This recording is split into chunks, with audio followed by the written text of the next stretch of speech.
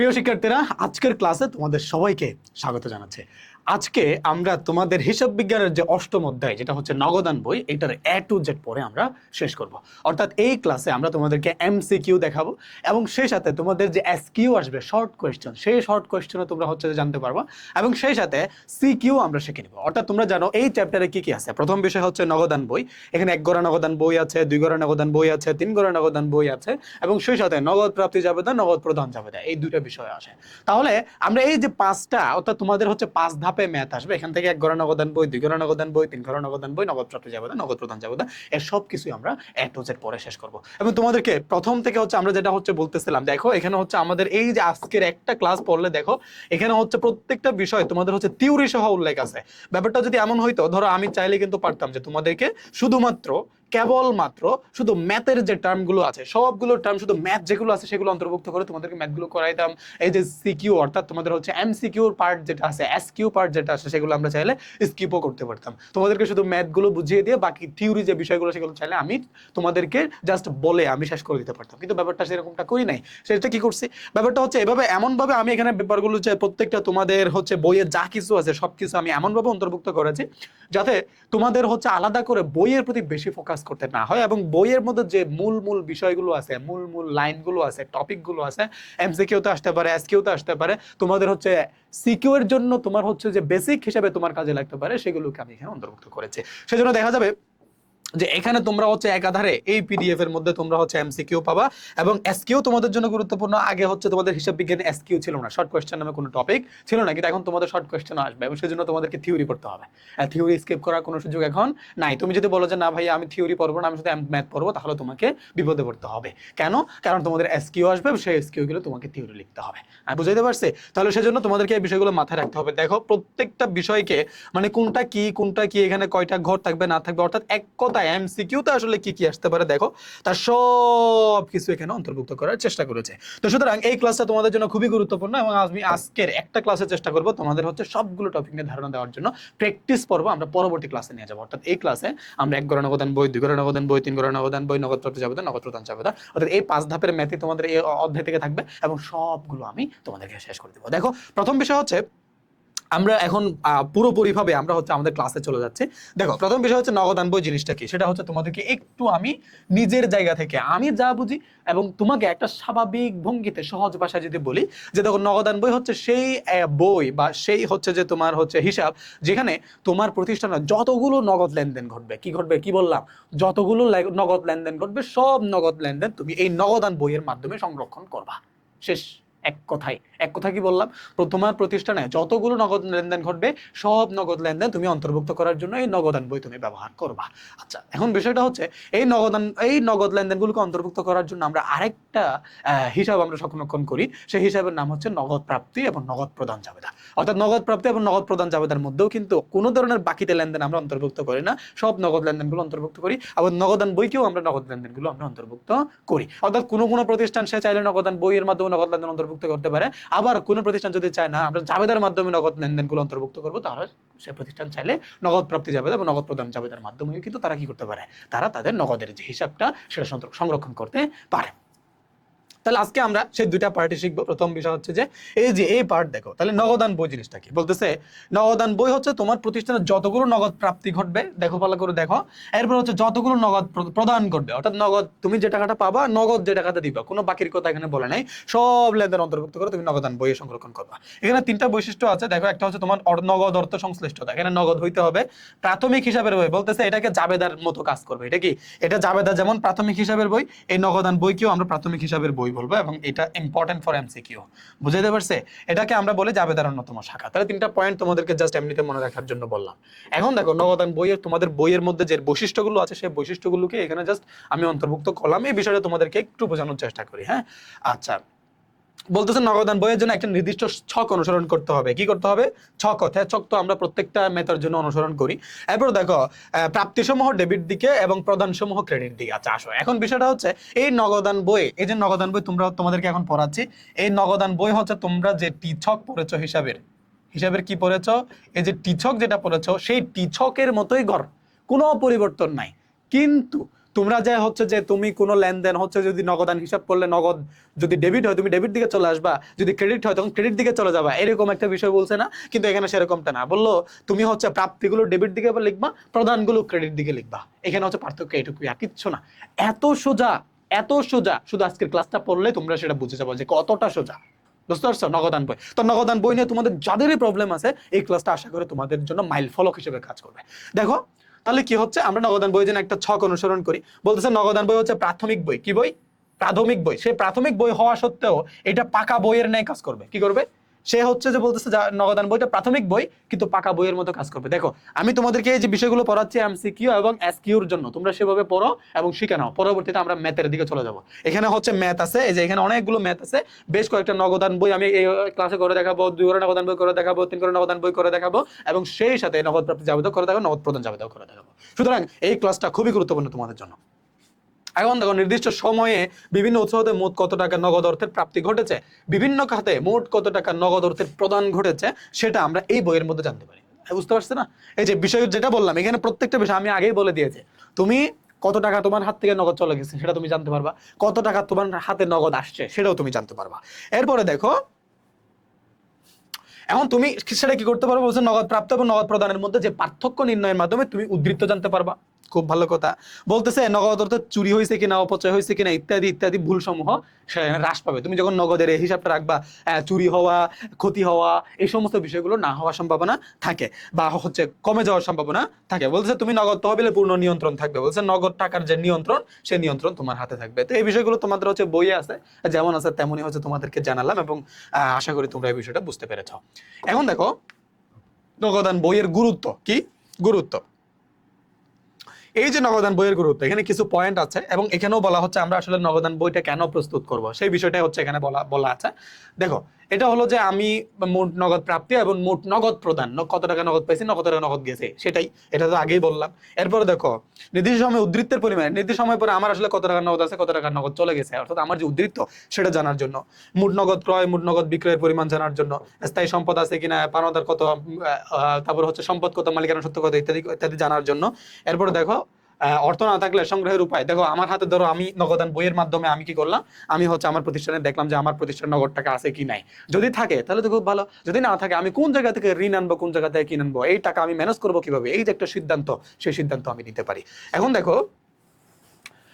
দেখো যে এখানে বলতেছে নগদান বইয়ের উদ্ধৃতের সঙ্গে প্রকৃত হাতে নগদের তুলনা করে ভুল এবং গরমিল গুলো আমরা কি করতে পারি, সংশোধন করতে পারি। দেখছো মানে যত ধরনের আমরা হচ্ছে দেখা যাবে যে কি আমি হিসাব করে দেখলাম 5,000 টাকা আছে, আবার আমার হাতে দেখতেছি নগদ টাকা আছে মাত্র 4,000, তাহলে 1,000 টাকা গরমিল হয়েছে না?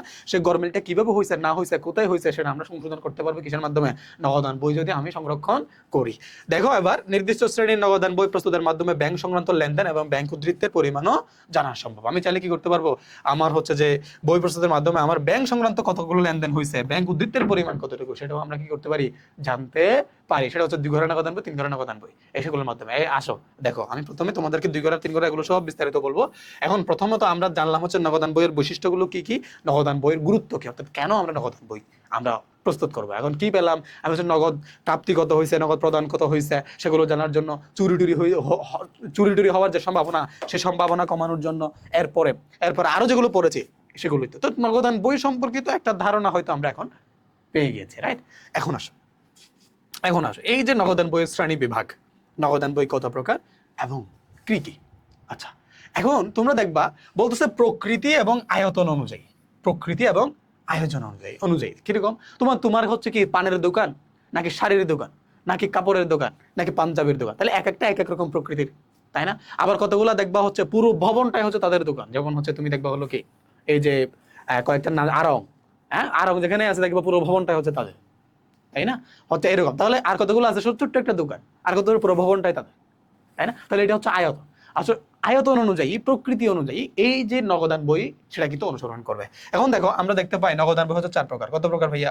4 প্রকার। ওই 4 প্রকারের মধ্যে একটা হচ্ছে 1 ঘোড়া, 2 ঘোড়া, 3 ঘোড়া, এই যে একটা আছে খুচরা। এখন মজার বিষয় হচ্ছে এই যে খুচরা তোমাদের বইয়ের মধ্যে নাই, তোমাদের বইয়ের মধ্যে নাই এবং তোমার পরীক্ষায় আসবে না, সুতরাং আমরা এটা বাদ দিয়ে দেবো। তাহলে আমরা পড়বো কোনটা? আমরা 1 ঘোড়া নগদান বই পড়বো, 2 ঘোড়া নগদান বই পড়বো, 3 ঘোড়া নগদান বই পড়বো। ঠিক আছে, ওকে। এখন আসো 1 ঘোড়া নগদান বই সম্পর্কে আমরা বিস্তারিত জানবো। দেখো এখন হচ্ছে প্রথম বিষয় কি আমরা জানবো কি নিয়ে, এক গড় নগদান বইয়ের কিছু ইনফরমেশন এখানে দেওয়া আছে, এরপর আর কিছু ইনফরমেশন এখানে দেওয়া আছে। এখন আমরা শুরু থেকে একটু পড়ি, পরে পরে তোমাদেরকে বোঝানোর চেষ্টা করি সেটা কি আসলে। হ্যাঁ দেখো, বলতেছে অপেক্ষাকৃত ছোট আয়তনের যে ব্যবসা, প্রথম বিষয় কি এক গড় নগদান বই কোথায় ব্যবহৃত হবে, ছোট আয়তনের যে ব্যবসা, সেই ছোট আয়তনের ব্যবসার জন্য কিন্তু এক গড় নগদান বই ছোট ছোট ব্যবসা প্রতিষ্ঠানের জন্য ছোট। Okay fine. এখন এখন বলতেছে যে তোমার এই যে এখানের মধ্যে কি হবে, ব্যাংকের কোনো লেনদেন থাকবে না, এই প্রতিষ্ঠানে কি থাকবে না, ব্যাংকের কোনো লেনদেন থাকবে। বলছে একটা পানের দোকান, ধরো একটা কিসের দোকান, পানের দোকান, বা ছোট্ট একটা ধরো হচ্ছে যে কি একটা হচ্ছে যে মুদি দোকান। হ্যাঁ এরা কিন্তু কি ব্যাংকের মাধ্যমে খুব একটা লেনদেন টেনদেন করে না, তো না করলে কি হবে, তারা এই যে এক গড় নগদান বই যেটা আছে সেটাকে তারা কি করবে, ফলো করবে। বুঝতে পারলাম? Okay fine. এরপর দেখো, এখন দেখো যে ব্যাংকের মাধ্যমে লেনদেন অধিক নিরাপদ হয় এক ঘরে নগদান বই সংরক্ষণ ক্রমশ হ্রাস পাচ্ছে। কিরকম দেখছো, মানে হচ্ছে নগদ লেনদেন অনেক সময় কি ক্ষতির সম্মুখীন হয়, তাই না, মানুষজন টাকা চুরি হয়, হাত মানে ছিনতাইকারী নিয়ে যায়, সেজন্য অনেক ক্ষেত্রে কি হবে, ব্যাংকে লেনদেন করা আমাদের জন্য কি যৌক্তিক, যে কারণে বলতেছে এক ঘরে নগদান বইয়ের ব্যবহার দিনে দিনে কি হচ্ছে, হ্রাস পাচ্ছে। বুঝতে পারছো? এখন দেখো এক ঘরে নগদান বই প্রস্তুতের ছক খতিয়ানের টিচক প্রায় অনুরূপ, বলছে টিচকের মতোই, একেবারে টিচকের মতোই। টিচক যেরকম এক ঘরে নগদান বই একই রকম। এখন আসো, ছককে ডেবিট এবং ক্রেডিট দুই ভাগে বিভক্ত করে প্রাপ্তি সমূহ ডেবিট দিকে, এই যে দেখছো প্রাপ্তি সমূহ ডেবিট দিকে, প্রদান সমূহ আমরা ক্রেডিট দিকে দেই। এখন একটু পরে আমি হচ্ছে তোমাদেরকে বক্সটা অঙ্কন করে দেখাবো যে কিভাবে তুমি টিচকের ঘর অঙ্কন করবা, দেন টিচক যেভাবে করছিলাম ঠিক সেভাবেই। তাহলে সেখানে আমরা কি করি, ডেবিট দিকে হচ্ছে প্রাপ্তিগুলো দিব, ক্রেডিট দিকে প্রদানগুলো দিব। বুঝতে পারছো? একটু পরে ঘর অঙ্কন করে তোমাদেরকে দেখাবো, তখন বিষয়টা আরো বেশি ক্লিয়ার হয়ে যাবে। ডেবিট ক্রেডিট উভয় দিকে 5টি করে মোট 10টি, এই যে এমসিকিউর জন্য ইম্পর্টেন্ট। এক ঘরে নগদান বইয়ে ডেবিট ক্রেডিট দুই দিকে হচ্ছে 5টা করে, মোট কয়টা কলাম থাকবে, 10টা কলাম থাকবে, এমসিকিউর জন্য খুবই গুরুত্বপূর্ণ। Okay fine.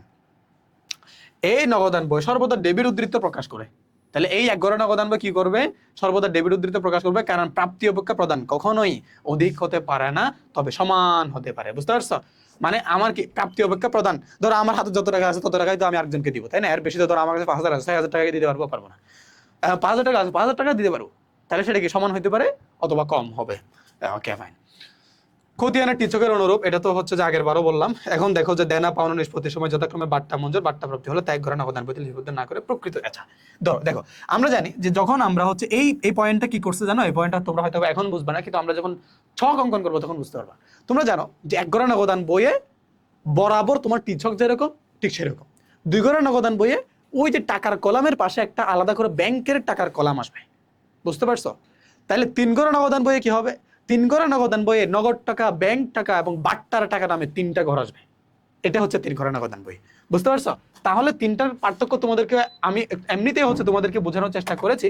এখন কিন্তু মজার বিষয় কোথায় দেখো, তাহলে কি বলতেছে, বলছে তো বাট্টা তো তাহলে কি এক ঘরে নগদান বইতে বাট্টার কোনো ঘর নাই, তাহলে কি বাট্টা কি সে এক ঘরে নগদান বইয়ে আসবে না, আসবে না।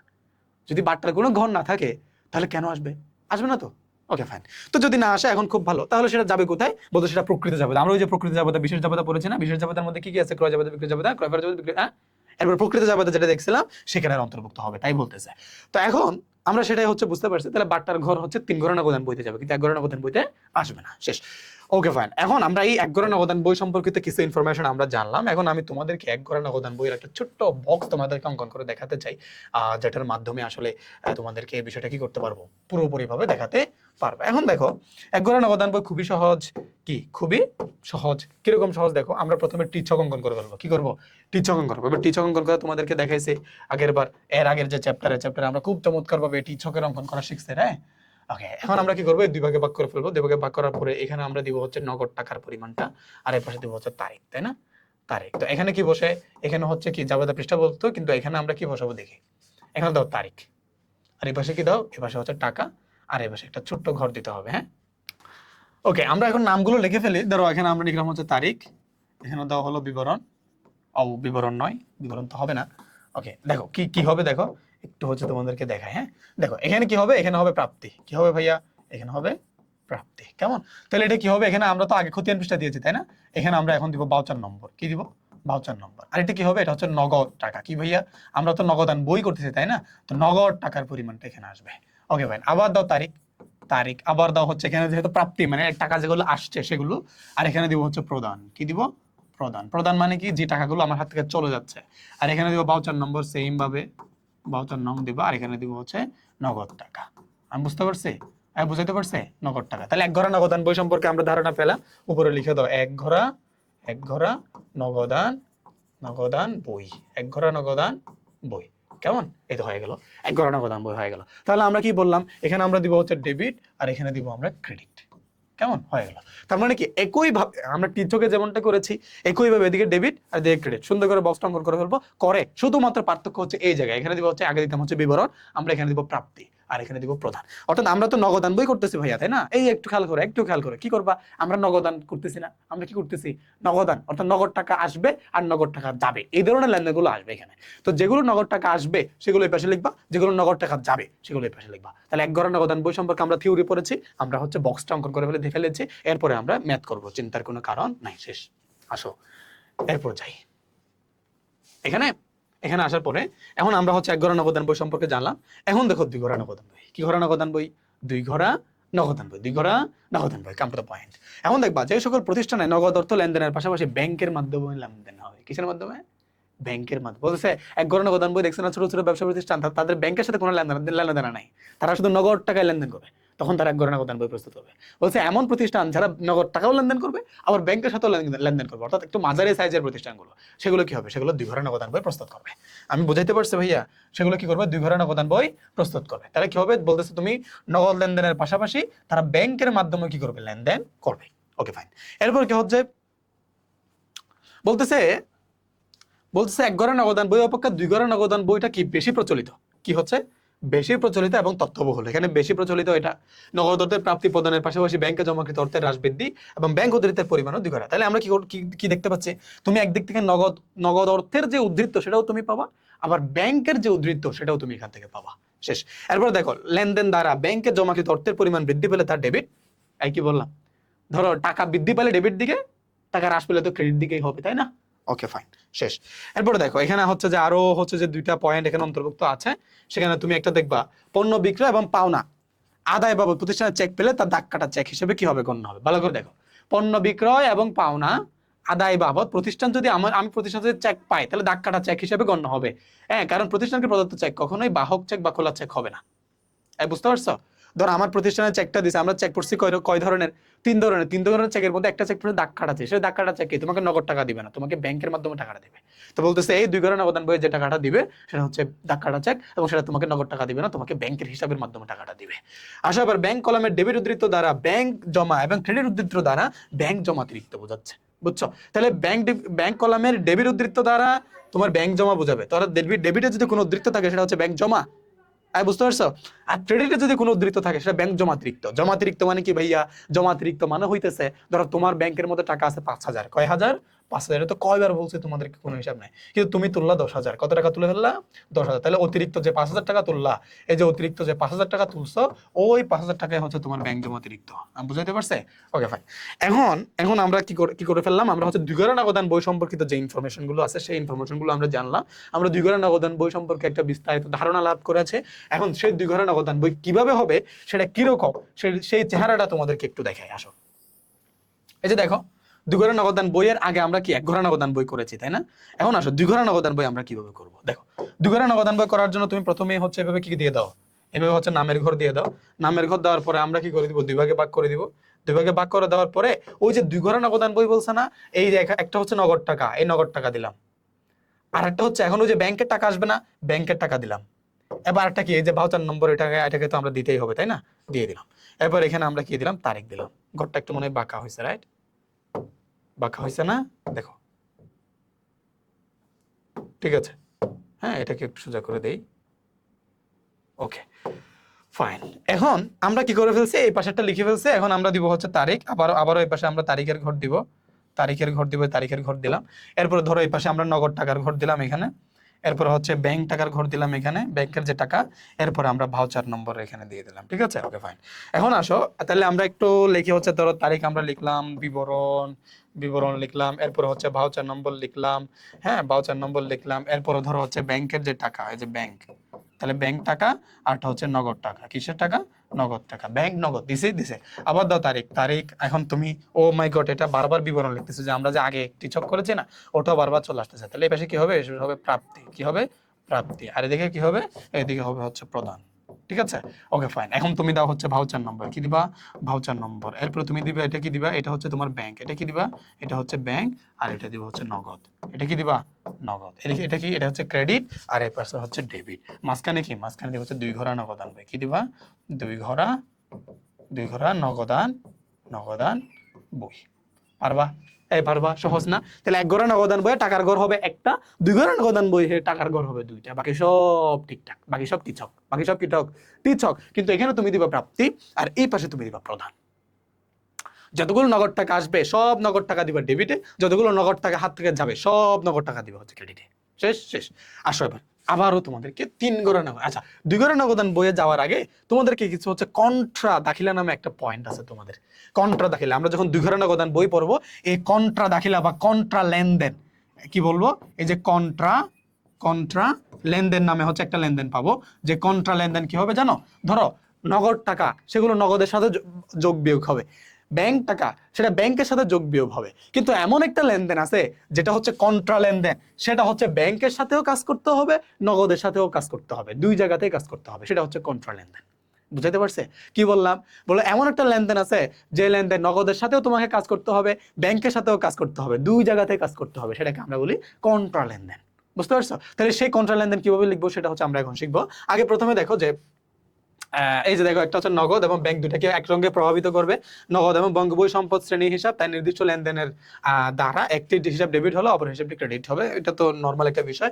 উভয় দিকে পোস্টিং দেওয়ার পর হিসাব দুটির পাশে সি। আচ্ছা দেখো, হয় তুমি সি লিখে দিবা, এই এই এই তুমি ধরো হচ্ছে যে এই লেনদেনটা কি করছো, তুমি এই এন্ট্রিটা তোমার হচ্ছে হিসাবে লিখছো, তো লেখার পাশাপাশি এটা যদি কন্ট্রা হয় তুমি সি লিখে দিতে পারো, না হয় ক লিখে দিতে পারো। বুঝতে পারছো? শেষ। এখন আসো সেই লেনদেনগুলো কি কি দেখো। এখানে কয়েকটা কন্ট্রা দেখিলে এখানে অন্তর্ভুক্ত করেছে। প্রথমে বলতেছে নগদ অর্থ ব্যাংকে জমা দেওয়া, অর্থাৎ আমরা এগুলো প্র্যাকটিক্যালি করবো, একটু পরে করবো। তবে সেটার আগে হচ্ছে একটু ধারণা দেয়, ধারণা দিলে হয়তো তোমাদের মাথায় আবছা আসবে, যখন আমরা অঙ্ক করবো তখন সেটা পুরোপুরি মাথার মধ্যে ঢুকে যাবে। দেখো এখানে কি বলতেছে, নগদ অর্থ ব্যাংকে জমা দিছে। নগদ অর্থ কি হয়েছে? ব্যাংকে জমা দিছে। কি হয়েছে? প্রথম কাজ কি হয়েছে? হাত থেকে নগদ টাকা চলে গেছে, তাই না? তাহলে নগদের যে টাকাটা আছে সেই নগদ টাকাটা আমার হাত থেকে চলে গেছে কিনা? এরপরে কি, যেহেতু ব্যাংকে জমা দিছে, তাহলে ব্যাংকের যে টাকাটা আছে সেই ব্যাংকের টাকাটা বাড়ছে না? বাড়ছে কিনা? তাহলে 2টা কাজ হয়েছে না? তাহলে তুমি প্রথমে নগদ টাকা, ক্রেডিটের টাকা তো আমরা, যেগুলো নগদ টাকা হাত থেকে চলে যাবে সেগুলো ক্রেডিট দিকে একবার লিখবো, আবার যেহেতু ব্যাংক টাকা বাড়ছে আবার ব্যাংকের দিকে লিখবো। তাহলে 2টার যে লেনদেন ওখানে আমরা ক দিয়ে লিখে দিব। এখানেও ক লিখবো, এখানে ক লিখবো। কেন? কারণ এটা কন্ট্রা। এটা কি? এটা হচ্ছে কন্ট্রা। শেষ। এরপরে দেখো, ব্যবসায়ের প্রয়োজনে ব্যাংক হতে উত্তোলন করছে। ব্যবসায়ের প্রয়োজনে কি করছে?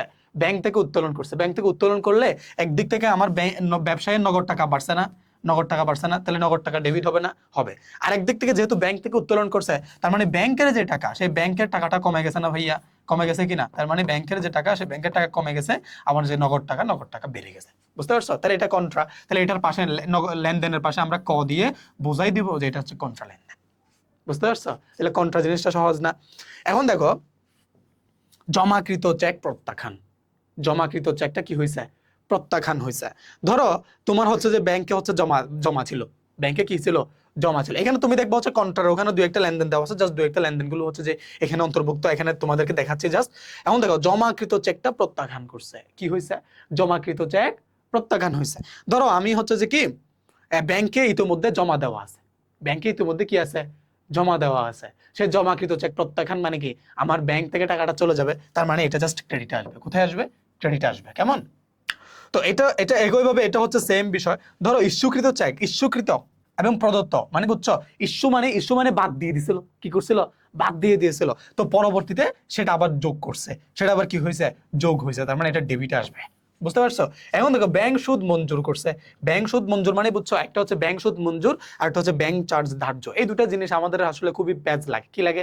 প্যাচ লাগে। তোমরা মঞ্জুর করা, ধার্য করা জিনিসটা বুঝো না। ধরো আমার ব্যাংক সুদ মঞ্জুর করছে, ধরো আমি মঞ্জুর করছে, আমার জন্য মঞ্জুর করছে, আমি পাইছি। আমার জন্য ধার্য করছে, এই তুমি ব্যাংকে টাকা রাখছো তো 5 মাস হয়ে গেছে, তোমার চার্জ ধার্য করবে না, ব্যাংক চার্জ ধার্য করবে না, মানে তোমার কাছ থেকে ব্যাংক টাকাটা নিয়ে গেছে। বুঝতে পারছো? চার্জ ধার্য মানে কি? তোমার কাছ থেকে ব্যাংক টাকাটা নিয়ে নিছে। বলছে ব্যাংক সুদ মঞ্জুর করছে, মানে তুমি টাকা রাখছো, 5 মাস হয়ে গেছে, সেই টাকা সে তো আরেক জায়গায় কাজে লাগাইছে, সেটা তোমাকে মুনাফা দিছে, সুদ দিছে। তাহলে সুদ মঞ্জুর করা মানে তোমার ডেবিট হবে, আর সুদ ধার্য করা মানে তোমার ক্রেডিট হবে। বুঝতে পারছে ভাইয়া? এই তো তো এই উপরে দুইটা হচ্ছে কন্ট্রা এবং এগুলোর নিচে হচ্ছে তোমাকে 4টা লেনদেন বোঝার জন্য দিয়েছে। তো আমরা একটু এর পরের বিষয়টাতে চলে যাই। তার মানে আমরা দুই ঘরের নগদান বই সম্পর্কে জেনেছি, প্রথমে থিওরি জেনেছি, ছক দেখেছি, কন্ট্রা সম্পর্কে জেনেছি। কি সম্পর্কে জেনেছি? কন্ট্রা সম্পর্কে জেনেছি। এখন আসো আমরা জানবো 3 ঘরের নগদান বই সম্পর্কে। এবং 3 ঘরের নগদান বই খুবই সহজ, এখানে দেওয়া আছে, তোমরা একটু পড়ে নিবা। আমি জাস্ট হচ্ছে এমনিতে তোমাদেরকে একটু বলে দেই। সেটা হচ্ছে ধরো তোমার হলো কি, ধরো ব্যাংকে তুমি প্রথমত তুমি হচ্ছে কি যেখানে আসলে বাট্টা অন্তর্ভুক্ত করা হবে, কি হবে, ধরো নগদের জন্য একটা ঘর থাকবে, ব্যাংকের জন্য একটা ঘর থাকবে, আলাদা করে বাট্টার জন্য আরেকটা ঘর থাকবে। তখন সেটা হচ্ছে আমার জন্য কি, আমার জন্য সেটা হচ্ছে 3 ঘরের নগদান বই। বুঝতে পারছি যে এখানে লেখা আছে একইভাবে। তো তুমি এখন দেখবা তুমি একদিক থেকে এটার নগদ উদ্ধৃত পাবা, আর একদিক থেকে ব্যাংক উদ্ধৃত পাবা, আর একদিক থেকে মোট বাট্টার যে উদ্ধৃত সেটাও তুমি পাবা। ঠিক আছে, ওকে ফাইন। এরপরে তুমি দেখো এখানে হচ্ছে ওই যে তোমার হচ্ছে 60টি করে মোট 14টি কলাম আছে। কয়টা কলাম আছে? 60টি করে মোট 14টি কলাম আছে। মাথায় রাখবা, মাথায় রাখবা। Okay fine. এরপরে আরো দুইটা বিষয় আছে এখানে, সেটা দেখো উভয় দিকের বাট্টা কলামের মোট যোগফল পৃথক পৃথক ভাবে বসে কোনো পার্থক্য বা ব্যালেন্স নির্ণয় করা হবে না। ভালো করে খেয়াল করো, বাট্টার কোনো ব্যালেন্স নির্ণয় করা হবে না। বাট্টার কোনো ব্যালেন্স নির্ণয় করা হবে না, খুব গুরুত্বপূর্ণ। তোমরা হচ্ছে যে টিচকে ব্যালেন্স নির্ণয় করেছো, তোমরা হচ্ছে 1 ঘরে নগদান বই, 2 ঘরে নগদান বই, 3 ঘরে নগদান বইয়ে ব্যালেন্স নির্ণয় করবা, কিন্তু এই যে বাট্টা যেটা দেখতে পাচ্ছ, এই বাট্টার কোনো ব্যালেন্স নির্ণয় করা হবে না, কোনো ব্যালেন্স নির্ণয় করা হবে না। আমি বুঝাতে পারলাম? Okay fine. এরপর খুবই গুরুত্বপূর্ণ, এরপরে দেখো এটা এসকিউতেও আসতে পারে, তোমার হচ্ছে যে সব ক্ষেত্রে এটা প্রয়োজন হতে পারে, এমসিকিউতেও আসতে পারে। ক্রয় বিক্রয়কালীন বাট্টা অর্থাৎ কারবারি বাট্টা কোনো ক্রমে এই বইতে লিপিবদ্ধ হবে না। বলছে আরেকটা বিষয় দেখো, একটা হচ্ছে কারবারি বাট্টা, আর একটা হচ্ছে নগদ বাট্টা। নগদ বাট্টা কি? নগদ বাট্টার মধ্যে একটা হচ্ছে প্রাপ্ত বাট্টা, আচ্ছা প্রদত্ত বাট্টা। ধরো আমরা কি বলেছিলাম, আমরা হচ্ছে যে বলেছি তোমাদের বাট্টা হচ্ছে 2 প্রকার, একটা কারবারি, একটা হচ্ছে নগদ। নগদ আবার 2 প্রকার, একটা হচ্ছে তোমার কি প্রদত্ত, আর একটা হচ্ছে প্রাপ্ত। কারবারি আবার 2 প্রকার, একটা হচ্ছে ক্রয় আর একটা কি বিক্রয়। তাহলে ক্রয় বাট্টা বিক্রয় বাট্টা এগুলো তোমার গায়ের মূল্য থেকে যে টাকাটা কম রাখে সেটা হচ্ছে কারবারি বাট্টা। সেটা আমরা কোনো জায়গায় হিসাব রাখি না, কোথাও হিসাব রাখি না, কোনো বইয়ে হিসাব রাখি না। ধরো গায়ের রেট আছে 500 টাকা, তোমাকে বলো 490 টাকা দেন, হয়ে যাবে। তাহলে ওই 10 টাকা কেউ হিসাব রাখে না, ক্রেতাও হিসাব রাখে না, বিক্রেতাও হিসাব রাখে না। কিন্তু দেখো প্রদত্ত যেটা হচ্ছে তোমার হচ্ছে নগদ বাট্টা, একটা হচ্ছে প্রদত্ত বাট্টা আর প্রাপ্ত বাট্টা। ধরো দেনাদারের কাছ থেকে যে টাকাটা দ্রুত পাওয়ার জন্য যে টাকাটা ডিসকাউন্ট দেওয়া হয় সেটা হচ্ছে প্রদত্ত বাট্টা, সেটা কিন্তু লিখতে হয়। তাহলে কি হলো, কারবারি বাট্টা আসবে না, কিন্তু তোমার 3 ঘরে নগদান বইতে তোমার যেগুলো হচ্ছে যে কি, তোমার যেটা হচ্ছে প্রদত্ত বাট্টা এবং প্রাপ্ত বাট্টা সেটা কিন্তু অন্তর্ভুক্ত করতে হবে। তাহলে আমরা এই জিনিসটা 3 ঘরে নগদান বই সম্পর্কে, 3 ঘরে নগদান বইয়ের যে আসলে একটা মানে হচ্ছে যে থিওরি, সেই থিওরি আমরা জেনেছি। এখন তোমাদেরকে একটু বক্স নিয়ে একটু ধারণা দিয়ে দেবে, মানে ঘরটা কেমন হবে। প্রথমত 1 ঘরে নগদান বইয়ের ঘর দেখিয়েছি তোমাদেরকে, 2 ঘরে নগদান বইয়ের ঘর দেখিয়েছি। এখন তোমাদেরকে হচ্ছে 3 ঘরে নগদান বইয়ের ঘরটা ভাইয়া দেখাবো। দেখো এখন 3 ঘরে নগদান বই যদি তোমাদেরকে একটু করে দেখাই, আমরা হচ্ছে বক্সটা অঙ্কন করে ফেলেছি। এখন আমরা হচ্ছে নামের ঘর দিব। কিসের ঘর দিব? নামের ঘর দিব। এই যে দেখো নামের ঘর দিয়েছে। এখন আমরা আস্তে করে এভাবে 2 ভাগ করে দিয়ে দিব। এরপর বলছিলাম 3 ঘর মানে কি 3টা বক্স, এভাবে আস্তে আস্তে অঙ্কন করে দিব। 1টা 2টা 3টা, এই যে 3টা বক্স অঙ্কন করেছে। এরপর তুমি এই পাশে কি দিবা, আস্তে করে এখানে হচ্ছে বাউচার নম্বর দিবা, এখানে তারিখের ঘর দিবা। কিন্তু এখন দেখো এই যে বক্সটা যখন অঙ্কন করলাম, দেখছো এখানে গছ ছোট হয়ে গেছে না? এটা ছোট হয়েছে কি না? হয়েছে। যখন তোমরা 3 ঘরে নগদান বই লিখবা, তোমার যে খাতা, ধরো এটা হচ্ছে একটা খাতা, এটা হচ্ছে কি, এটা ধরো একটা খাতা। এই খাতার মধ্যে তুমি তো হচ্ছে এভাবে লিখেছো না প্রথমে, কিন্তু যখন তুমি 3 ঘরে নগদান বই করবা তখন খাতাটাকে এইভাবে করবা। আমি বুঝাইতে পারছি? এই মনে থাকবে, এভাবে করবা। যখন তুমি 1 ঘরা করো, 2 ঘরা করো, তখন তুমি এভাবে করতে পারো, কিন্তু যখন তুমি 3 ঘরে নগদান বই করবা তখন তুমি খাতাটাকে এইভাবে করবা, যাতে পরীক্ষার খাতায় উল্টা পাল্টা তোমাকে আবার কাটা ছেঁড়া করতে না হয়। আমি বুঝাতে পারলাম? শেষ। এখন আসো এই পাশে আমরা কি দিব, এই পাশে আমরা হচ্ছে তারিখ দিব। আবারও তারিখ দেওয়ার পরে আমরা এখানে হচ্ছে তোমাকে কি দিয়ে দিব, আবারও 3টা ঘর দিয়ে দিব, এভাবে এভাবে আবার এভাবে দেওয়ার পরে আমরা এখানে আবারও তোমার হচ্ছে বাউচার নম্বরের জন্য একটা অংশ লিখে দিলাম। এখন তুমি আসো, এখানে আমরা নাম দিব হচ্ছে 3 ঘরা নগদান বই, নগদান বই। ঠিক আছে, এই পাশে আমরা দিলাম হচ্ছে ডেবিট, আর এই পাশে দিলাম হলো ক্রেডিট। আমি দিতে পারলাম? পারলাম। এখন দেখো এখানে আমরা দিলাম হচ্ছে তারিখ, এখানে তুমি দিবা হচ্ছে প্রাপ্তি, তাই না? প্রাপ্তি। আর এখানে তো হচ্ছে যে বাউচার নম্বর, কি দিবা? বাউচার নম্বর দেওয়ার পরে এখানে তো হচ্ছে যে নগদ, তাই না? এটা হচ্ছে নগদ, আর এটা কি? এটা হচ্ছে ব্যাংক, তাই না? না, তুমি যে কোনো ভাবে দিতে পারো, আগে পরে এটা কোনো বিষয় না। যেহেতু আমরা হচ্ছে যে এই পাশটাকে নগদ দেই, এটা নগদই থাকুক, আর এই পাশেরটা হচ্ছে ব্যাংকই থাকুক। এরপরে এখানে কি আসবে? এটা হচ্ছে বাট্টা। এটা কি ভাইয়া? এটা হচ্ছে বাট্টা। এই বুঝাইতে পারছে? কি দিবা? বাট্টা।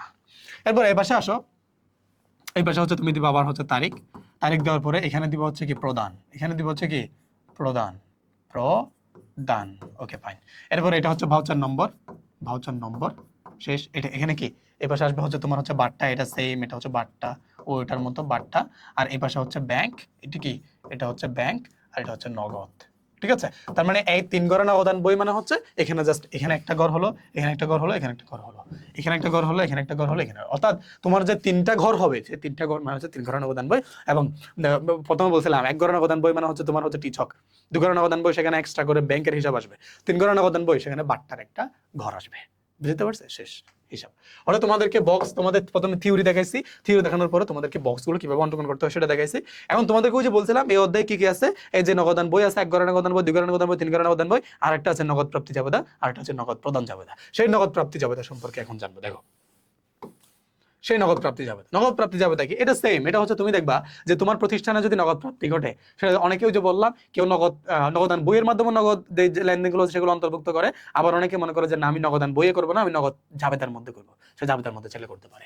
এখন দেখো একটি নির্দিষ্ট সময়ে মোট নগদান্ত প্রবাহ জানার উদ্দেশ্যে সকল নগদ এবং নগদ সমতুল্য প্রাপ্তির লেনদেন নগদ প্রাপ্তি জাবেদায় অন্তর্ভুক্ত বা লিপিবদ্ধ হবে। বুঝতে পারছো? সে যে নগদ আন্ত প্রবাহ বা নগদ বহিঃপ্রবাহ যেগুলো হয়েছে সবগুলো তোমার এই জাবেদার মধ্যে আসবে। বলছে নগদ সমতুল্য বলতে নগদে এবং যে কোনো চেকে। আর দেখছো মানে তোমার নগদ বলতে তুমি ধরো এটা নগদে হয়েছে অথবা চেকে হয়েছে, চেকে হইলেও সেটাকেও কিন্তু নগদে হিসেবে তোমাকে ধরতে হবে। ধরো চেকে হয়েছে সেটাকেও কিন্তু আমাকে নগদে ধরতে হবে। এটা কিন্তু কিনা বাকিতে না। নগদ প্রাপ্তি জাবেদার 6টি মানে ছকটি এমন ভাবে তৈরি করা হয় যাতে প্রতিটি নগদ প্রাপ্তির খাত সহজে যাতে প্রতিটি নগদ প্রাপ্তির খাত সহজে কি করা যায়, বোঝা যায়। এখন দেখো এইখানে হচ্ছে যে নগদ প্রাপ্তির যে বক্সটা আছে সেই বক্সটা পুরোটাই এখানে অন্তর্ভুক্ত করলাম। এটা তোমাদের অনেকেরই হচ্ছে যে এটা পারতে তোমাদের এত কঠিন মনে হয় যে তোমরা মানে বিশেষ করে তোমরা এই বক্সটা তোমরা মনে রাখতে পারো না, মনে রাখতে পারো না। আমাদের ব্যাচে এমন হয়েছে, একটা এক্সাম্পল বলি, তোমরা তো হচ্ছে ভালো, তোমরা তো এই সমস্ত করো না, তাই না? আমাদের আমাদের এমন হয়েছে, আমাদের এক বন্ধু ছিল, আমরা যখন তোমাদের মতোই হচ্ছে 9-এ বা ক্লাস 10-এ পড়তেছিলাম তখনকার ঘটনা। তো হচ্ছে সে কি করছে, সে হচ্ছে লিখে আনছে খাতায়, লিখে আনে সুন্দর করে হচ্ছে যে সে কি করছে জানো, ওয়াশরুমের ভেতরে রেখে আসছে। তো যখন হচ্ছে যে এই বক্সটা আর কি মনে রাখতে পারতেছে না, দেখো পরীক্ষা যখন হলো, পরীক্ষাতে বসছে যখন এটা আসছে, পরীক্ষাতে আসবে এটা শিওর, নগদ প্রাপ্তি যাবে, নগদ প্রদান যাবে। তুমি যদি নগদান বই থেকে অ্যান্সার করো তাহলে এটা আসার সম্ভাবনা অনেক বেশি। কোনটা? এই নগদ প্রাপ্তি যাবে এবং নগদ প্রদান যাবে আসতে পারে। তা এখন কি হইলো, সে হচ্ছে যে রাইখে আসছে, যখন পরীক্ষা শুরু হয়েছে সে স্যার চলে গেছে, দেখে আবার আসছে, নকল করছে, ব্যাপারটা এমন না। তো তোমরা কিন্তু এগুলো কাজ করবে না, এগুলো কিন্তু একবার যদি ছাড়ের হাতে পড়ে শেষ, মান সম্মান সব শেষ, তুমি একেবারে কি নাই। বুঝতে পারছো? এই জন্য এগুলো এগুলো কাজ করা যাবে না। হ্যাঁ, এগুলো কাজ করা যাবে না। এখন এটাকে মনে রাখার হচ্ছে যে তোমার টেকনিকটা আমি বলে দেই। নগদ প্রাপ্তি জাবেদা দেখাচ্ছি। এখন এখন কিসের ঘর দেখাবো? নগদ প্রাপ্তি জাবেদার ঘরটা দেখাবো। আসো, নগদ প্রাপ্তি জাবেদার ঘর হচ্ছে যে তুমি যখন দেখবা এটাকে তুমি এইভাবে করবা। কিভাবে করবা? এভাবে। আসো, এভাবে করার জন্য তুমি প্রথমে আবারও আমরা কি দিয়ে দিব, নাম দিয়ে দিব। খুব ভালো, নাম দিয়ে দিব। দেওয়ার পরে তুমি কি করবা, এখানে একটা তারিখের ঘর দিবা। কি করবা? তারিখের ঘর দিবা। আচ্ছা, আমরা যখন আসলে ওই যে তোমার হাতে জাবেদার ঘর করেছিলাম, তাই না, জাবেদা পড়েছিলাম, সেই জাবেদার মধ্যে তোমাদেরকে বলছিলাম একটা হচ্ছে বিশেষ জাবেদা আর একটা হচ্ছে প্রকৃত জাবেদা। বিশেষ জাবেদার মধ্যে কি আছে? ক্রয় জাবেদা, বিক্রয় জাবেদা, হ্যাঁ, ক্রয় ফেরত জাবেদা, বিক্রয় ফেরত জাবেদা, নগদ প্রাপ্তি জাবেদা, নগদ প্রদান জাবেদা। সেখানে কিন্তু আমরা নগদ প্রাপ্তি নগদ প্রদান সম্পর্কে পড়ি নাই, কারণ সেই চ্যাপ্টারে নগদ প্রাপ্তি নগদ প্রদান সম্পর্কে আলোচনা নাই। তাহলে নগদান বইয়ে এসে সেই নগদ প্রাপ্তি এবং নগদ প্রদান আমরা এখন পড়তেছি। বুঝতে পারছো? যদি এই বিষয়টা একটু বুঝতে অসুবিধা হয় তুমি পঞ্চম অধ্যায়ের ক্লাসগুলো একটু দেখো, পারবা। এখন দেখো আমরা হচ্ছে একটা তারিখের ঘর দিলাম, দেওয়ার পরে এই পাশ থেকে টোটাল 5টা ঘর আছে। কয়টা ঘর? 5টা ঘর আছে। সেই 5টা ঘর এখানে আসো। একটা দিয়ে দিলাম, দুইটা দিয়ে দিলাম, তিনটা দিয়ে দিলাম, চারটা দিয়ে দিলাম, 5টা। তাহলে টোটাল 5টা ঘর দিয়েছি। 5টা ঘর দেওয়ার পরে এরপরে তোমার ওই যে একটা ছোট্ট ঘর থাকে না আমাদের, এটা সেই ছোট্ট ঘরটা আমি দিয়ে দিলাম। ঠিক আছে? তাহলে আমি প্রথমে যদি একটু লিখি, ধরো প্রথমে আমি এখানে দিব হচ্ছে তারিখ, এখানে কি দিব, এখানে হচ্ছে যে কি, এই যে নগদ প্রাপ্তি, যখন কোনো কিছু পাই আমরা, হ্যাঁ না, পেলে কি হবে, ক্রেডিট হবে। যখন বিক্রয় ক্রেডিট, তাহলে পেলে কি হয়, ক্রেডিট হয়। সেজন্য আমরা এখানে ধরো ক্রেডিট হিসাব খাত দিব। কি দিব? ক্রেডিট হিসাব খাত। বুঝতে পেরেছো? তাহলে পাওয়া মানে আয় হয়েছে, তাহলে আয় হলে সেটা কি হবে, ক্রেডিট হবে না? হবে। দেখুন প্রদান, তাহলে প্রদানের ক্ষেত্রে কিন্তু আবার ডেবিট হবে, ডেবিট হিসাব খাত হবে। যখন আমরা নগদ প্রদান জাবেদা আমরা ছক দেখবো তখন দেখবা সেখানে আসে ডেবিট হিসাব খাত, কিন্তু এখানে হচ্ছে তুমি দেখবে হচ্ছে ক্রেডিট হিসাব খাত। আমি বুঝাইতে পারছি? তাহলে এখানে কি হবে, এটার নাম হচ্ছে সূত্র। তাহলে এটুকু তো বুঝতে পারছো, অর্থাৎ আমি একটা বক্স অঙ্কন করব, করে এই পাশে 5টা দিয়ে দিব, এই পাশে তারিখের ঘর হবে, মাঝখানে হচ্ছে ক্রেডিট হিসাব খাত হবে, এখানে সূত্র হবে, এটুকু তো বুঝতে পারছো, তাই না? এই বুঝতে পারছো কিনা? ইয়াস। এখন আর দুইটা মনে রাখার একদম সহজ টেকনিক বলি। ধরো তুমি হচ্ছে কোনো কিছু ধরো হলো পাইছো, তো পেলে নগদ টাকা আমরা পাই। ধরো কোনো কিছু বিক্রি করছে, বিক্রি করলে নগদ টাকা আমি পাই, পাই কিনা? নগদ টাকা পাই। তাহলে নগদ টাকা পাইলে কি হবে? নগদান হিসাব, এই যে নগদান আমরা কি দিয়ে দিব? ডেবিট দিব না? নগদান ডেবিট দিব কিনা? নগদান ডেবিট দিব। দেখো আমি মনে রাখার, তুমি যদি মনে রাখতে পারো সেভাবে তোমাকে দেখাচ্ছে। নগদ প্রাপ্তি যাবে না, নগদ প্রদান যাবে না, কিভাবে মনে রাখবা সেটা তোমাদেরকে দেখাচ্ছে। তাহলে নগদ আমরা ডেবিট দিলাম। আচ্ছা, ধরো আরেকটা জিনিস মনে রাখবা, সেটা হচ্ছে ধরো আমি একটা ছোট্ট লেনদেন তোমাদেরকে যদি বলি, ভাইয়া দেখো যে এখানে ধরো হচ্ছে 5% বাট্টায় 5% বাট্টায় পাওনা আদায়, 5% বাট্টায় পাওনা আদায় কত টাকা? ধরো 5% বাট্টায় পাওনা আদায় করছি। ধরো আমি কারো কাছ থেকে টাকা পাইতাম, সেটা আমি নিয়ে নিলাম আর কি, বুঝতে পারছো?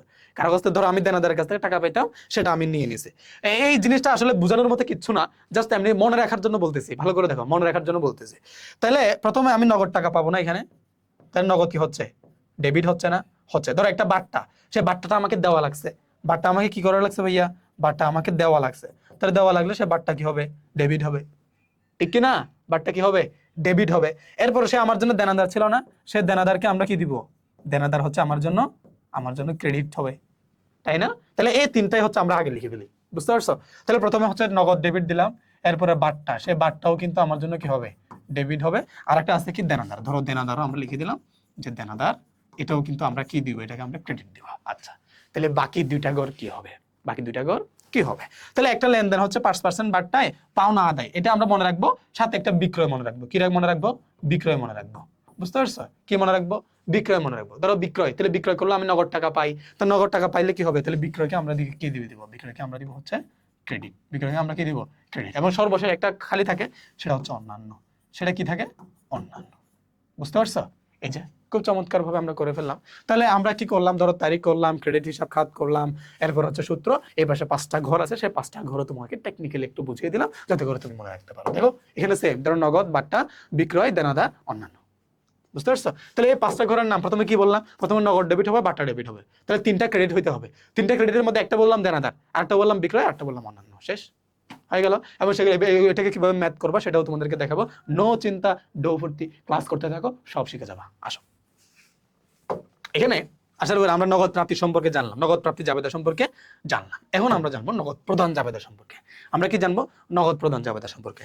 এখন দেখো, একটি নির্দিষ্ট সময়ের মোট নগদ বহিঃপ্রবাহ জানার উদ্দেশ্যে, বহিঃপ্রবাহ মানে কি? কত টাকা বহিঃপ্রবাহ মানে বাইরে, বহিঃপ্রবাহ মানে কি ভাইয়া? বাইরে। কত টাকা আমার বাইরে চলে গেল, আমার প্রতিষ্ঠান থেকে বাইরে চলে গেল, সেটা আমি জানার উদ্দেশ্যে আমরা কিন্তু এই নগদ প্রদান জাবেদা লিপিবদ্ধ করি। অর্থাৎ কত টাকা আমার নগদ প্রদান হয়েছে। দেখো এখানে তুমি দেখবা, মনে রাখার একটা বিষয় হলো যে, হ্যাঁ দূর মনে রাখার বিষয় না, এই যে ছকটা, আবারও কি আসছে? ছক আসছে, বুঝতে পারছো? ছক। আচ্ছা, তো ছক যদি আসে, সে ছকের মধ্যে আমরা হচ্ছে যে এখন সেই ছকটাই হচ্ছে, ব্যাপারটা হচ্ছে একই রকম। আমরা যেভাবে ওখানে দেখেছিলাম, যেখানে 5টা ঘর আছে, এখানেও 5টা ঘর থাকবে, এখানে সূত্র থাকবে, কিন্তু এখানে যে বিষয়টা থাকে, এখানে জাস্ট হচ্ছে তুমি দেখবা হচ্ছে এখানে একটা ডেবিট হিসাব খাত, চেক নাম্বার দিয়েছে, আমরা চেক নাম্বার দিব না, চেক নাম্বার খুব একটা গুরুত্বপূর্ণ না। আমরা হচ্ছে যে এইভাবেই হচ্ছে আমরা বক্স অঙ্কন করবো। আসো বক্স অঙ্কন করে দেখাই।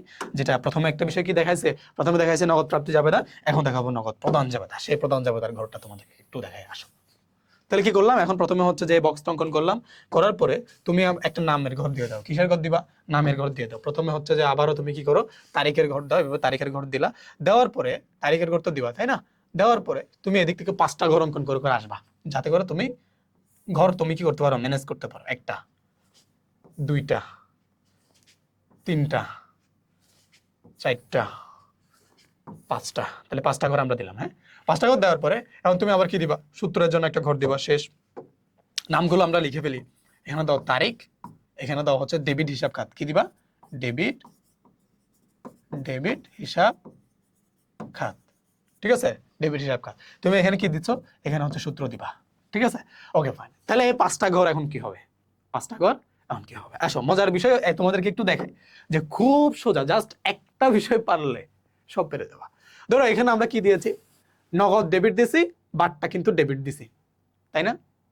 ওখানে জাস্ট ক্রেডিট হবে, ওখানে কি হবে ক্রেডিট হবে। আসো আমরা বসাই দিই, ক্রেডিট মানে আমরা শেষ দিকে বসাই, তাই না, শেষ দিকে বসাই। ধরো নগদ, আমরা ধরো নগদ এই পাশে বসাই, নগদ, নগদ আমরা কি দিলাম ক্রেডিট দিলাম, বাট্টা, সেই বাট্টা ও পাশে কি ছিল ডেবিট ছিল, আমরা এখানে ক্রেডিট করে দিলাম, দিলাম কিনা, দিলাম। দেওয়ার পরে এখন ধরো ওই পাশে আমরা কি করছি, এই পাশে ধরো এখানে তিনটা কি ছিল ভাইয়া, এটা কিন্তু ক্রেডিট, হ্যাঁ, এই পাশে কি ছিল, এই পাশে তিনটা হচ্ছে ক্রেডিট ছিল। দেখো নগদ প্রদান জাবেদা কিন্তু তিনটা ডেবিট হবে, তিনটা কি হবে ডেবিট। এখানে তিনটা ক্রেডিট ছিল, এই পাশে তিনটা ডেবিট হবে, কি হবে তিনটা ডেবিট হবে। তো তিনটা যদি ডেবিট হয় তাহলে আমরা দেখো এখানে হচ্ছে যে এখানে হচ্ছে আমরা তো দুইটা ক্রেডিট আমরা পেয়ে গেলাম, ওখানে দুইটা ডেবিট ছিল, এখানে দুইটা ক্রেডিট হবে, আর এখানে তিনটা ডেবিট হবে। তিনটা যদি ডেবিট হয় তাহলে কোন তিনটা ডেবিট হবে, আসো আবারও এখান থেকে দেখাই। এখান থেকে যদি দেখাই, ধরো এখানে দেনাদার ছিল, তাহলে ওই পাশে পাওনাদার আসবে, এই পাশে কি আসবে পাওনাদার, পাওনাদার। তাহলে পাওনাদার ওখানে দেনাদার কি ছিল ডেবিট ছিল, আর এখানে হচ্ছে দেনাদার কি ছিল ক্রেডিট ছিল, এখানে পাওনাদার ডেবিট হবে। Okay fine. তাহলে দেখো এরপর আবার কি আছে, ধরো এই পাশে বিক্রয় আছে না, বিক্রয় ক্রেডিট আছে না, এই পাশে জাস্ট হচ্ছে ক্রয়টা ডেবিট হবে, কি হবে ক্রয় ডেবিট হবে, ক্রয় ডেবিট। কারণ বিক্রয়ের বিপরীত কি ক্রয়, তাহলে ক্রয় করলে তো আমার নগদ টাকা যাবে, এটাকে আমরা করতেছি নগদ প্রদান জাবেদা, নগদ প্রদান জাবেদা, তাই না। তাহলে আরেকটা কি আছে, আরেকটা আছে অন্যান্য, ওই যে উপরে দেখলাম হচ্ছে অন্যান্য একটা আছে না, সেই অন্যান্য কি হবে ডেবিট হবে।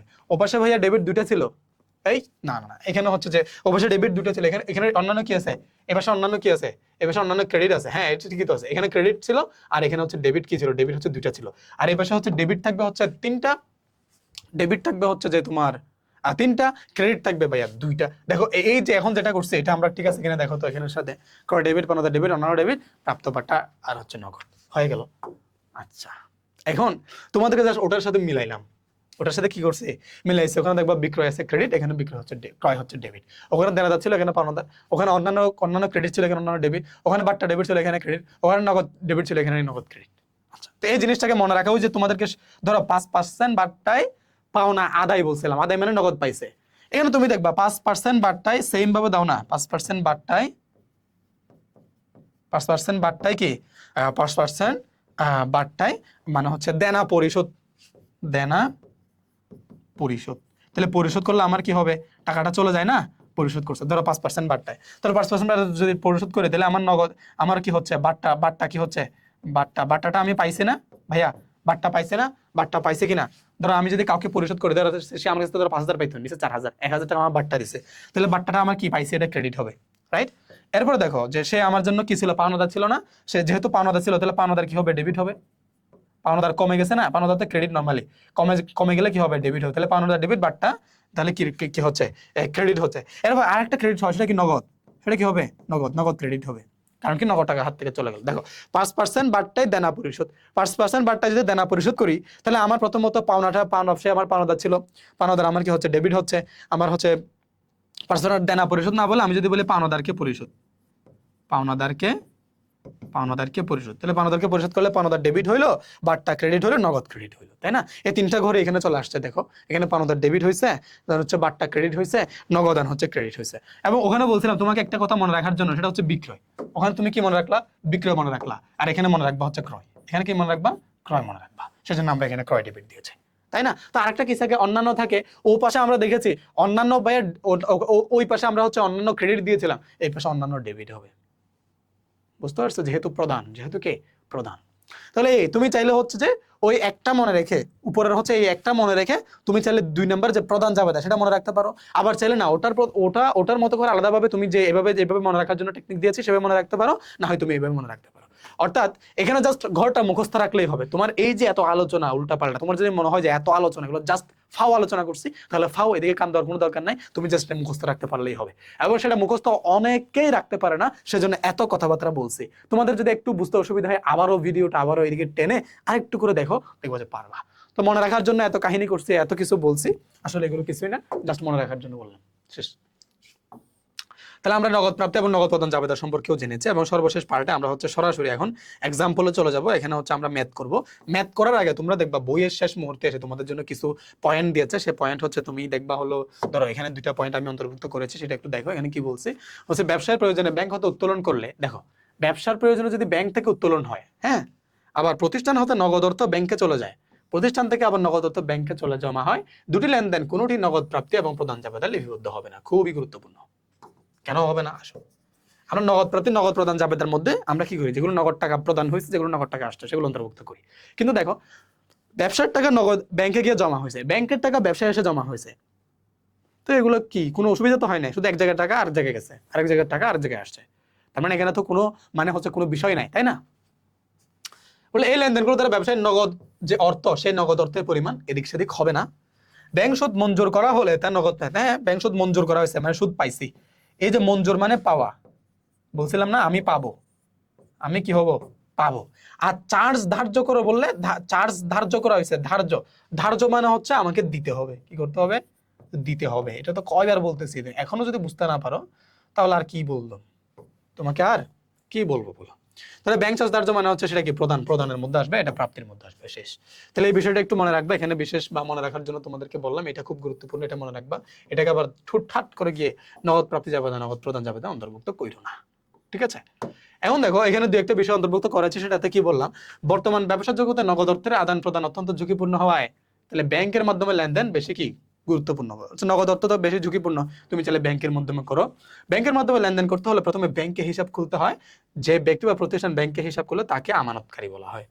তাহলে যে ব্যক্তি বা ব্যাংক প্রতিষ্ঠান ব্যাংকে হিসাব করবে তাকে আমরা কি বলবো, আমানতকারী বলবো। ফাইন। এখন আরেকটা পার্ট নিয়ে তোমাদের ছোট্ট একটা আলোচনা আছে, দেখবা বইয়ের একদম শেষ পেজে, এই অধ্যায়ের একেবারে শেষ পেজ দেখবা যে এই ব্যাংক বিবরণী নিয়ে একটা ছোট্ট আলোচনা দিয়েছে। এই ব্যাংক বিবরণীটা তোমাদের হচ্ছে এসএসসি লেভেলে নাই, এসএসসি লেভেলে কি নাই, তোমাদের কিন্তু কলেজ লেভেলে উঠলে এটা শিখতে হবে। কলেজে উঠলেই কিন্তু এই ব্যাংক বিবরণী সম্পর্কে তোমাদের বিস্তর আলোচনা আছে, সেটা তোমাকে শিখতে হবে।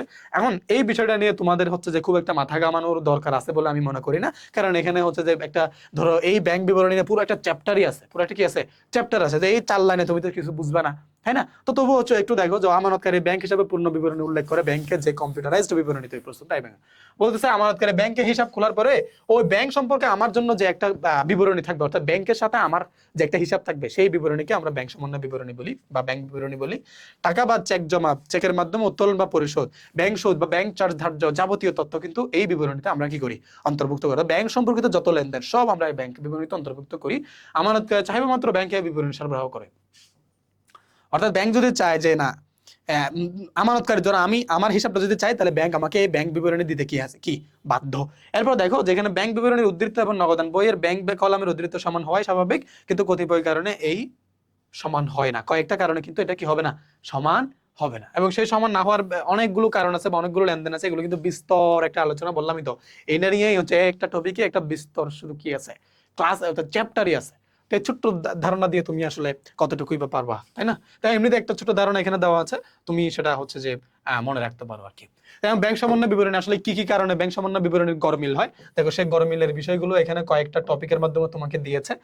এই টপিকগুলো কিন্তু তোমরা কলেজে উঠলে পড়বা, কলেজে উঠলে কি করবা, পড়বা। এমনিতে একটু ধারণা নিয়ে রাখো, এগুলো তোমাদের পরীক্ষায়, এই পরীক্ষায় আসবে না, এসএসসিতে আসবে না, এমসিকিউতে হয়তো বা মানে মানে হচ্ছে সূর্য যদি পূর্ব দিক থেকে যদি উঠে, হ্যাঁ, কি বলতেছে না, সূর্য যদি পশ্চিম দিক থেকে উঠে তাহলে হয়তো বা দিয়ে দিতে পারে। দেখো, অধ্যায়ের জন্য চেক মানে হচ্ছে কি, আদায়ের জন্য চেক ব্যাংকে জমা দেওয়ার পর নির্দিষ্ট সময়ের মধ্যে যদি ব্যাংকে টাকাটা না যায়, অর্থাৎ ধরো আমি ব্যাংকে জমা দিচ্ছি চেক, কিন্তু যথাসময়ে সেখানে পৌঁছে নাই, তাহলে আমি নগদের হিসাবে আমি টাকাটা লিখে ফেলছি, ব্যাংকের হিসাবে এখনো লিখে নাই, তার মানে এটার মাধ্যমে কি হবে, গরমিল হবে।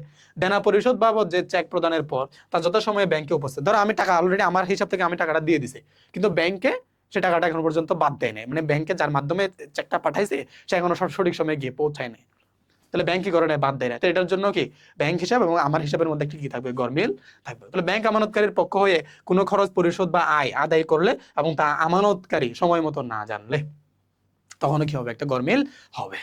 ওকে ভাই, তাহলে আমরা কি করলাম, আমরা এখন পুরো চ্যাপ্টারের আমরা খুব চমৎকার ভাবে আমরা কি পড়ে ফেলেছি, এটার যে থিওরি পার্টটা আছে সেই থিওরি পার্টটা পড়ে ফেলেছি।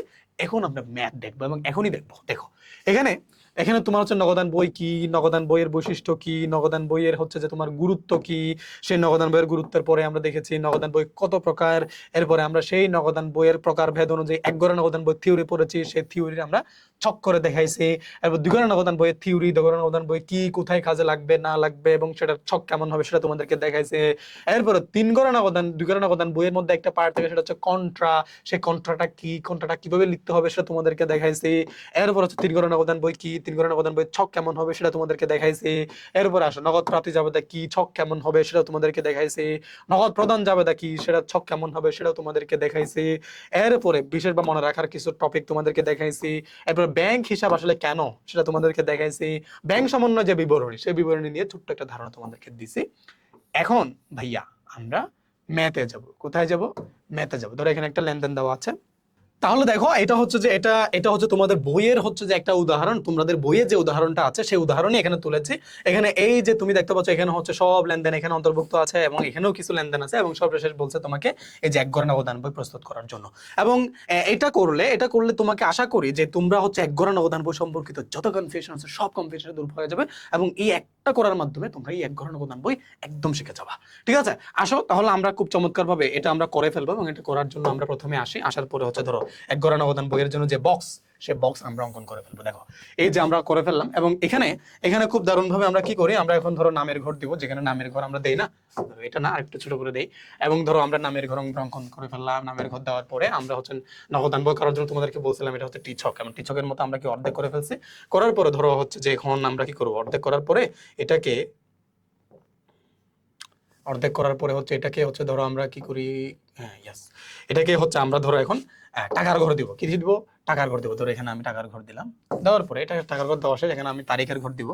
তারিখের ঘর দেওয়ার পরে ধরো আমি কি করি, এখন হচ্ছে এখানে এক পাশে কি দিতে হবে আমাদেরকে, ওই যে মানে এটাকে কি দিতে হয়, ভাউচার, তাই না? তো আমরা হচ্ছে যে এই একটা ঘর দিলাম এবং হচ্ছে তোমরা কি করো, যে আগের যে ঘরগুলো দেখাইছি, হ্যাঁ আগের যে ঘরগুলো দেখাইছি, এখানে হচ্ছে তুমি যেটা দেখবা যে এই যে সূত্র এটা না, এর আগের যে ঘরগুলো দেখাইছি, এই যে এক ঘরের নগদান বই, দুই ঘরের নগদান বই, এখানে কিন্তু হচ্ছে যে তোমরা ওই যে আমরা তো একটা খতিয়ান পৃষ্ঠা করছিলাম, তাই না?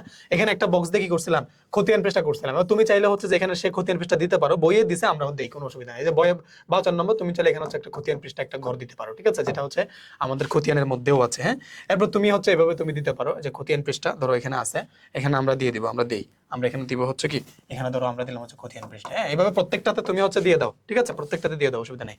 বইয়ে দিয়েছে আমরা দেই, এই যে এখানে খতিয়ান পৃষ্ঠা দাও, এভাবে দাও এবং এখানেও কি দাও, খতিয়ান পৃষ্ঠা নামে একটা ঘর দাও।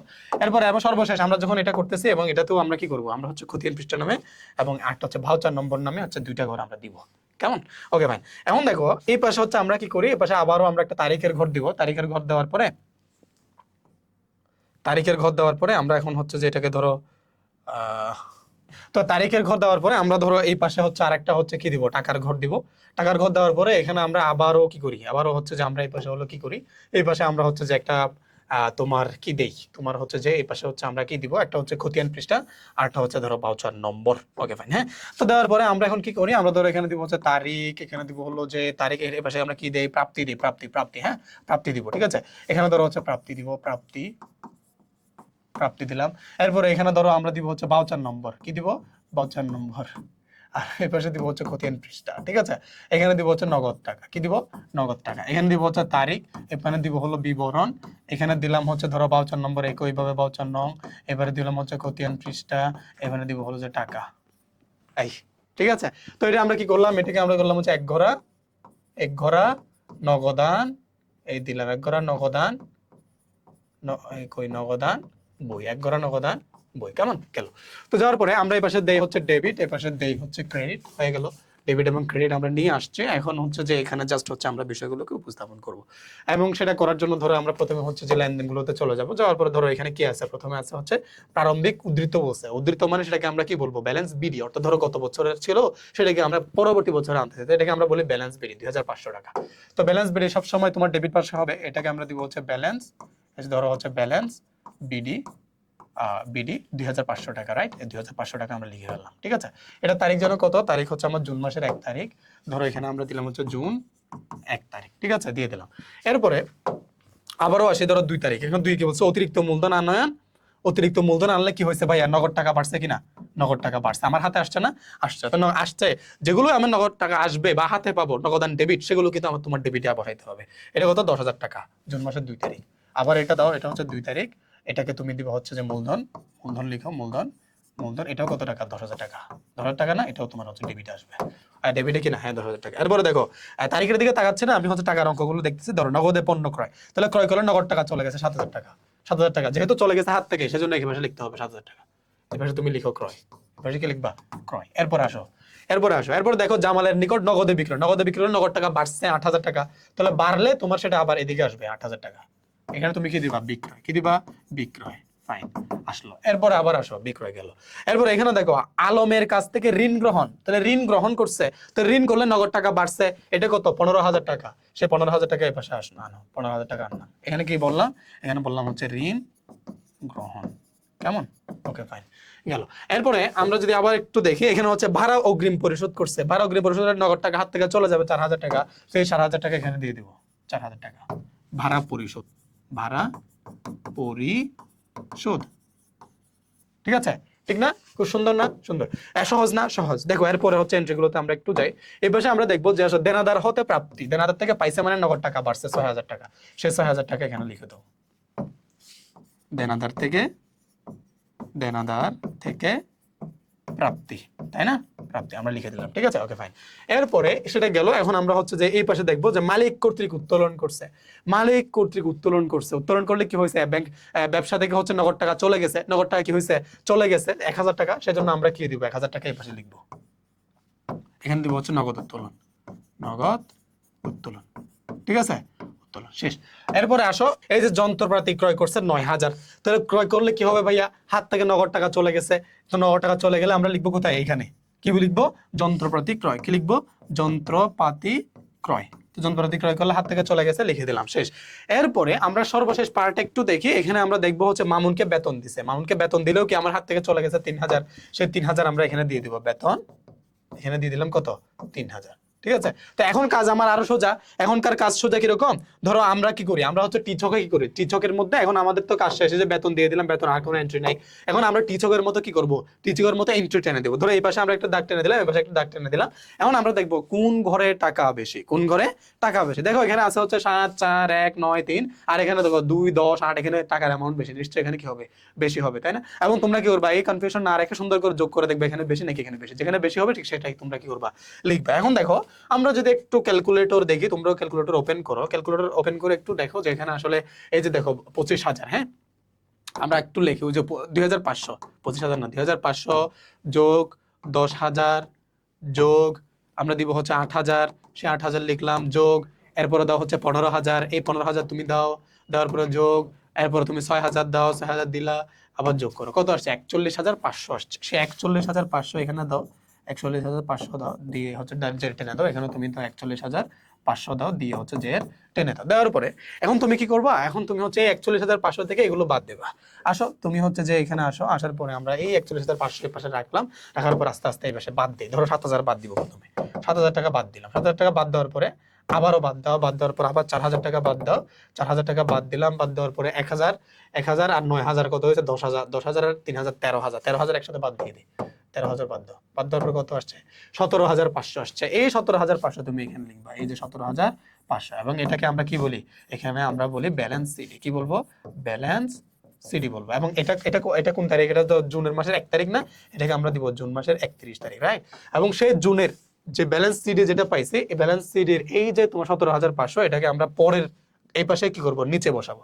এই যে তোমার হচ্ছে কত, 17,500, এই 17,500টা আমরা নিচে দিকে বসাই দিলাম, এবং এটাকে আমরা নাম কি দিব, নাম দিব হচ্ছে বিডি, কি দিব, নাম বিডি। এটাকে আমরা কি লিখবো, ব্যালেন্স, এবং ব্যালেন্স বিডি দিলাম। দেওয়ার পরে এখানে আমরা কি করবো, এই যে জুন মাস, এটা জুন মাস না, এটা হচ্ছে জুন, জুলাই, জুলাই মাসের পরবর্তী মাস, জুলাই পরবর্তী মাস কি, জুলাই, সেই জুলাইয়ের 1 তারিখে চলে যাবে, ঠিক আছে। তাহলে এই তো আমরা করে ফেললাম। এই যে এখানে হচ্ছে তোমার জাস্ট তোমাকে যে জিনিসটা মনে রাখতে হবে যে আমি যে টাকাটা কি করছি, যে টাকাটা আমার হলো কি হয়েছে, আয় হয়েছে বা প্রাপ্তি হয়েছে, প্রাপ্তি, যেটা নগদ টাকা আমি পাইছি, সে পাওয়া টাকাটা ডেবিট দিকে দিবা, যে টাকাটা আমার হাত থেকে চলে গেছে সেটা ক্রেডিট দিকে দিবা। দেওয়ার পরে জাস্ট তুমি কি করবে, একটু মানে জাস্ট হচ্ছে টিচকের মতো একটু ব্যালেন্সটা নির্ণয় করে দিলে তোমার কাজটা হয়ে যাচ্ছে। এইরকম এত সোজা ম্যাথ, ঠিক আছে। তো আমরা করে ফেললাম এটা, আমরা পরেরটাতে চলে যাই, ঠিক আছে। এখন দেখো এই পাশে এসে আমরা তো এক ঘরে নগদান বই করছি, এখন দেখো 2 ঘরে নগদান বই আছে, এখানে অনেকগুলো এন্ট্রি দেওয়া আছে, এখানে অনেকগুলো এন্ট্রি দেওয়া আছে।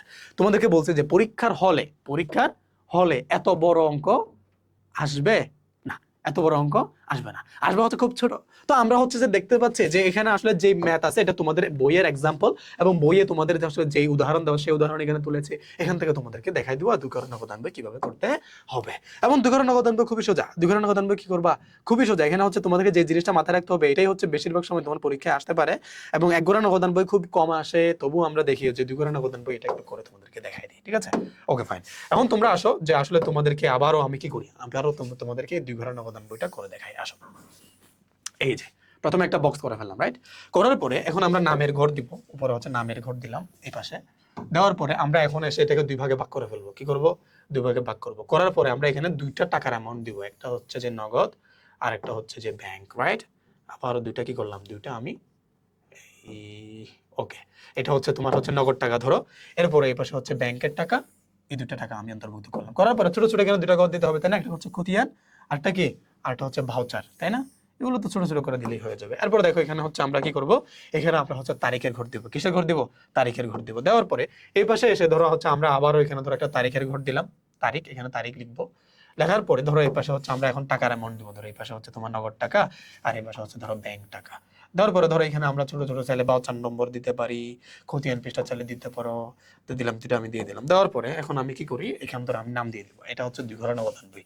কি করতেছি, 2 ঘরা নগদান, ধরো হচ্ছে এখানে নগদান বই, কেমন, শেষ, 2 ঘরা নগদান বই। ওকে, এখন আমরা এখানে দিব হচ্ছে তারিখ, এখানে দেওয়া হচ্ছে প্রাপ্তি, কি দিবা, প্রাপ্তি, আর এখানে তুমি দিব হচ্ছে ভাউচার নম্বর, এই পাশে হচ্ছে ভাউচার নম্বর, এখানে দিব হচ্ছে খতিয়ান পৃষ্ঠা, আর এখানে দিব হচ্ছে কি ব্যাংকের যে টাকাটা, ব্যাংক টাকা, আর এই পাশে দিব হচ্ছে নগদ টাকা, কি দিবা, নগদ টাকা। এখানে তুমি দাও হচ্ছে তারিখ, এখানে তুমি দাও হচ্ছে প্রদান, কি দাও, এই যে প্রদান। এবং প্রদান দেওয়ার পরে তুমি আবারও এখানে দাও হচ্ছে ভাউচার নম্বর, এখানে তুমি দাও হচ্ছে খতিয়ান পৃষ্ঠা, এখানে তুমি দাও হচ্ছে ব্যাংক, আর এখানে তুমি দাও হচ্ছে নগদ, ঠিক আছে? এই তো ভাই, তার মানে আমরা এটা দিয়ে দিই না, এই পাশে আমরা দিব হচ্ছে ডেবিট টাকা আর এই পাশে দিব হচ্ছে আমরা ক্রেডিট টাকা, ঠিক আছে? তাহলে 2 পাশের টাকা আমাদের চলে আসলো।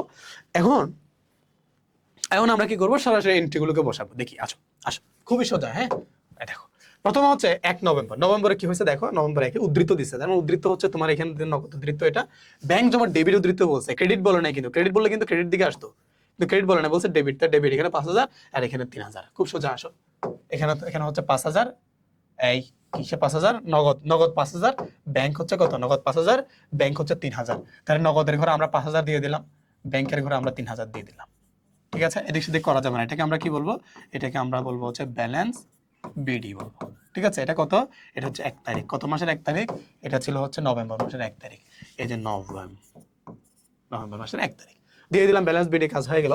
এরপর আসো আমরা দেখি, এরপর 2 নভেম্বর 2 ক্রয় বাবদ চেক প্রদান, ক্রয় বাবদ কি হচ্ছে, চেক প্রদান, চেক মানে ব্যাংকের টাকাটা চলে গেছে 2000, তো ব্যাংকের টাকা চলে গেলে আমরা এই পাশে চলে যাব, 2000 চলে গেছে, এটা হচ্ছে নভেম্বরের 2 তারিখ, তার মানে কি চেক প্রদান, এখানে লিখে দাও চেক প্রদান, ঠিক আছে? ওকে ফাইন, কাজ হয়ে গেল 2টা এন্ট্রি।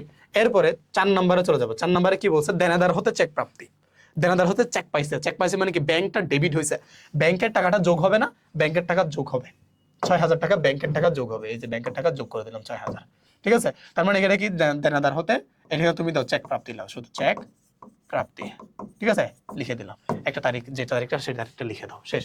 এরপরে আসো অফিসের জন্য আইপিএস ক্রয়, তাহলে ক্রয় করার নগদ টাকা চলে গেছে 5000, এই নগদ টাকা 5000 টাকা চলে গেছে, এই যে, ঠিক আছে?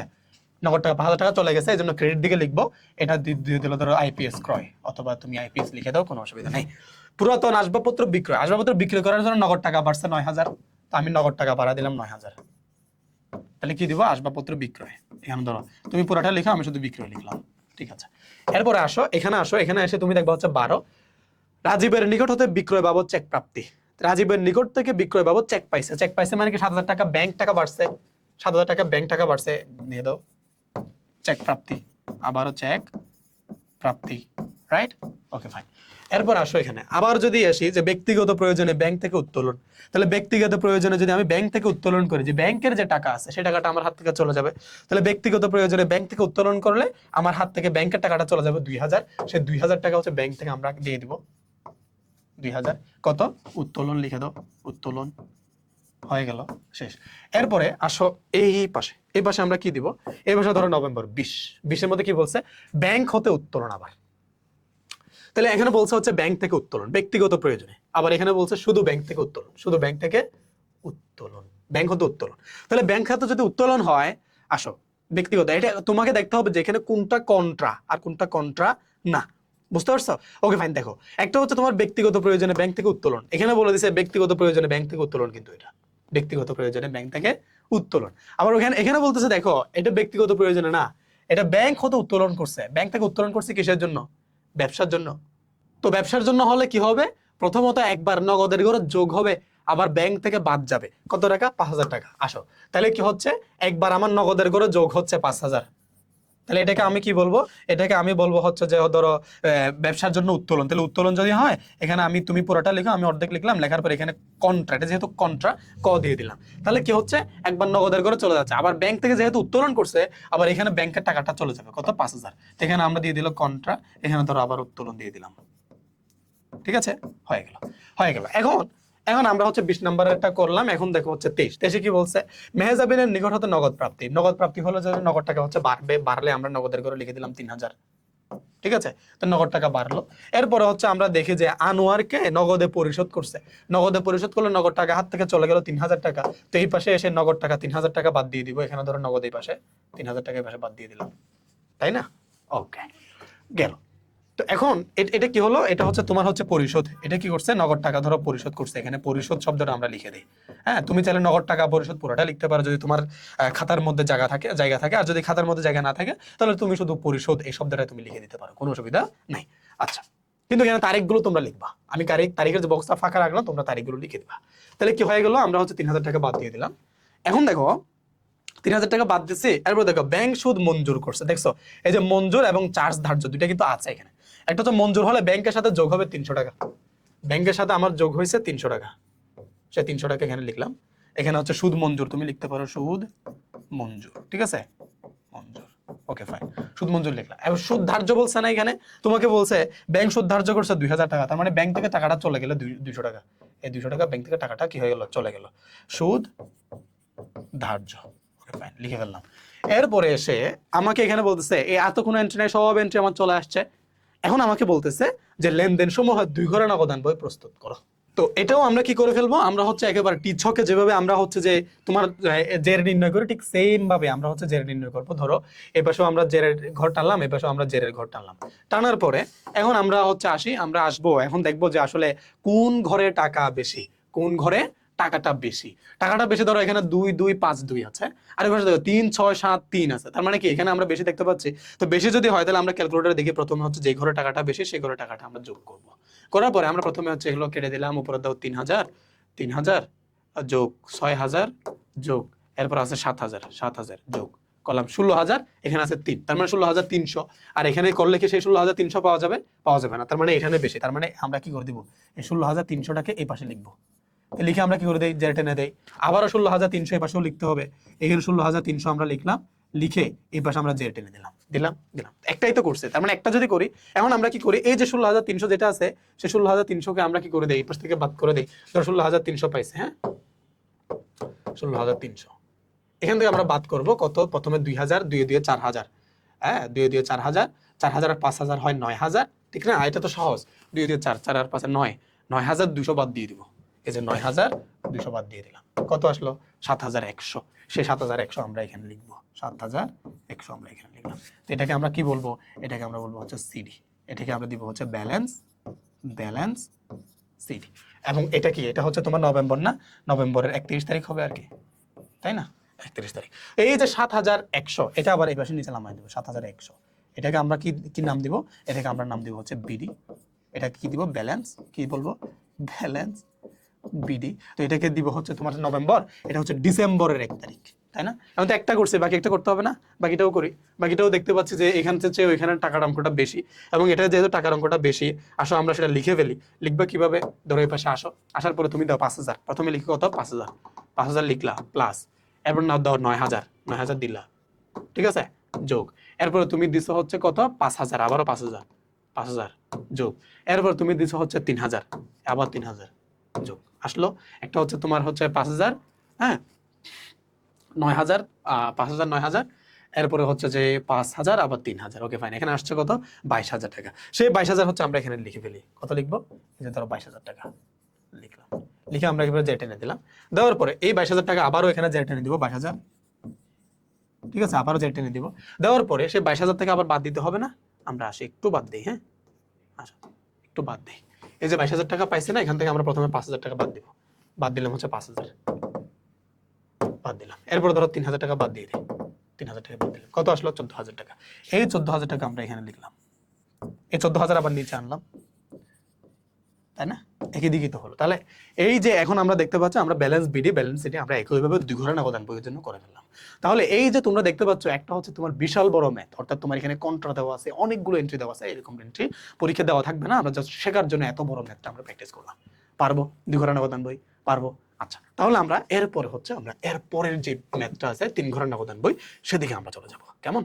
তাহলে দেখো এখানে তোমরা দেখতে পাচ্ছ কি, এখানে তোমরা হচ্ছে কিছু এন্ট্রি দেখতে পাচ্ছ। এটা তোমাদের বইয়ের যে আসলে তিন ঘরের নগদান বইয়ের জন্য যে উদাহরণটা দেওয়া আছে, সেই উদাহরণটা এখানে তুলেছে এবং সেই উদাহরণের মাধ্যমে এখানে অনেকগুলো এন্ট্রি দেওয়া আছে এবং সর্বশেষ তোমাকে বলেছে যে এখানে তিন ঘরের নগদান বই প্রস্তুত করো। এবং এখানে অনেকগুলো এন্ট্রি দেওয়া আছে। এত বড় ম্যাথ কিন্তু পরীক্ষায় আসে না, পরীক্ষা কিন্তু খুব ছোট ছোট আসে। এবং এই একটা করলে আমরা বিশ্বাস করি যে তোমরা তিন ঘরের নগদান বই সম্পর্কে কোনো প্রশ্ন থাকবে না এবং তিন ঘরের নগদান বই তুমি করতে পারবা। আসলে তাহলে আমরা হচ্ছে যে এই তিন ঘরের নগদান বইটা স্টার্ট করি। এবং এটা করার জন্য আমরা হচ্ছে যে একটা বক্স নিয়ে নিব, নিয়ে হচ্ছে যে এখানে হলো আমরা কি করে দিব দেখি, একটা বক্স আমরা টেনে নিলাম। দেওয়ার পরে এই যে তোমাদেরকে কি বলছিলাম ভাইয়া, তোমাদেরকে বলছিলাম তিন ঘরের নগদান বই করার সময় তুমি খাতাটাকে কি করবা, খাতাটাকে হরিজন্টালি না রেখে ভার্টিক্যালি করে নিবা, বুঝছো? ওকে, এখন আমরা এটা দেওয়ার পরে এখানে আমরা নামের ঘর দিয়ে দিব। নামের ঘর দেওয়ার পরে আমরা আবারও কি করি, দেওয়ার পরে আমরা টিচকের মতো করে আবার এভাবে কি অর্ধেক করে দিব। ঠিক আছে, অর্ধেক করে দিলাম। অর্ধেক করে দেওয়ার পর আমরা একটু ছোট একটু এটাকে, এই তো হয়েছে। এখন এটা দেওয়ার পরে অর্ধেক করার পরে আমরা এখন কি করব, আমরা হচ্ছে যেখানে তারিখের ঘর দিব, ধরো এখানে তারিখের ঘর দিলাম। তারিখের ঘর দেওয়ার পরে এই পাশে আমরা হচ্ছে টাকার ঘর দিব। ধরো এটা হচ্ছে নগদ, এটা কি হচ্ছে নগদ, ধরো এটা হচ্ছে ব্যাংক। এবং তোমাদেরকে বলছিলাম যে এখানে আরেকটা এক্সট্রা ঘর আসবে, সেটা কি কিসের ঘর, বাট্টার ঘর। ধরো এটা হচ্ছে বাট্টা। এবং ছোট ছোট আর দুইটা আসবে না, একটা হচ্ছে তোমার কি খতিয়ান পৃষ্ঠা, আর একটা হচ্ছে ধরো ভাউচার নম্বর। এটা ছোট করে দিলেই হয়ে যাবে। হ্যাঁ, তো এখানে আমার হচ্ছে জায়গাটা একটু কম হচ্ছে, কারণ হচ্ছে যে এটাকে মানে আরেকটু ওই পাশে নেওয়ার দরকার ছিল, নিই নাই। যাই হোক, তোমরা কি করো, তোমরা হচ্ছে ধীরে ধীরে তোমাদের খাতায় হচ্ছে করে ফেলো। যেখানে আমরা নগদ টাকার ঘরটা দিয়ে দিলাম, এই পাশে আমরা হচ্ছে ব্যাংক টাকার ঘরটা দিব, এরপরে এই পাশে হচ্ছে বাট্টার ঘরটা দিলাম। দেওয়ার পরে ছোট ছোট দুইটা ঘর দিতে হবে, একটা ছোট করে দিলাম খতিয়ান পৃষ্ঠা, আর একটা ছোট করে দিলাম হচ্ছে যে আমার ভাউচার নম্বর। ফাইন। দেওয়ার পরে আমরা এই পাশে আবার তারিখের ঘর দিব, দিয়ে দিলাম। দেওয়ার পরে আমরা ধরো আসা এবার আমরা নাম দিব। ধরো এখানে আমরা নাম দিব হচ্ছে তিন ঘরা নগদান বই। ঠিক আছে, তিন ঘরে নগদান বই দিয়ে দিলাম। ধরো এখানে আমরা দিব হচ্ছে তারিখ, এখানে আমরা দিব হলো যে প্রাপ্তি, তাই না, প্রাপ্তি। এখানে আমরা দিব ধরো হচ্ছে ভাউচার নম্বর, এখানে দিব হচ্ছে ধরো খতিয়ান পৃষ্ঠা, এখানে দিব হচ্ছে বাট্টা, এখানে দিলাম হচ্ছে ব্যাংক, এখানে দিব হচ্ছে নগদ। ঠিক আছে, আর এখানে দিলাম আবার তারিখ, এখানে দিলাম হচ্ছে প্রদান, এখানে দিলাম হচ্ছে ভাউচার নম্বর, হ্যাঁ ভাউচার নম্বর, এখানে দিলাম হচ্ছে খতিয়ান পৃষ্ঠা, এখানে দিলাম কি, এখানে দিলাম হচ্ছে ধরো বাট্টা। ঠিক আছে, এখানে দিলাম বাট্টা, দিলাম বাট্টা দেওয়ার পর আমরা এখানে দিলাম হচ্ছে নগদ, আবার দিব কি নগদ, আর এই পাশে দিলাম হচ্ছে ব্যাংক। বুঝতে পারছে? শেষ। তার মানে এই পাশে আমরা হচ্ছে দিয়ে দিলাম যে তিন ঘরের নগদান বইয়ে ধরো এখানে হচ্ছে ডেবিট হবে, আর এখানে দিলাম হচ্ছে ক্রেডিট। কি দিলাম? ডেবিট আর ক্রেডিট আমরা দিয়ে দিলাম। মোটামুটি হচ্ছে আমাদের তিন ঘরের নগদান বইয়ের যে আমাদের সরঞ্জাম দরকার, সেই সরঞ্জাম আমরা নিয়ে নিছি। এখন সরাসরি গিয়ে আমরা এন্ট্রিগুলো বসাবো। এন্ট্রি বসানোর জন্য আমরা মার্চের 1 তারিখ হচ্ছে নগদ উদ্ধৃত ব্যাংক জমাতিরিক্ত, বুঝছো? এটা ব্যাংক জমাতিরিক্ত, তার মানে কি ক্রেডিট দিকে বসাইতে হবে। আর এটা ব্যাংক জমার উদ্ধৃত, নগদ উদ্ধৃত, উদ্ধৃত বলছে শুধু, ক্রেডিট উদ্ধৃত বলে না। তার মানে 18,000 ডেবিট দিকে, 3,000 ক্রেডিট দিকে।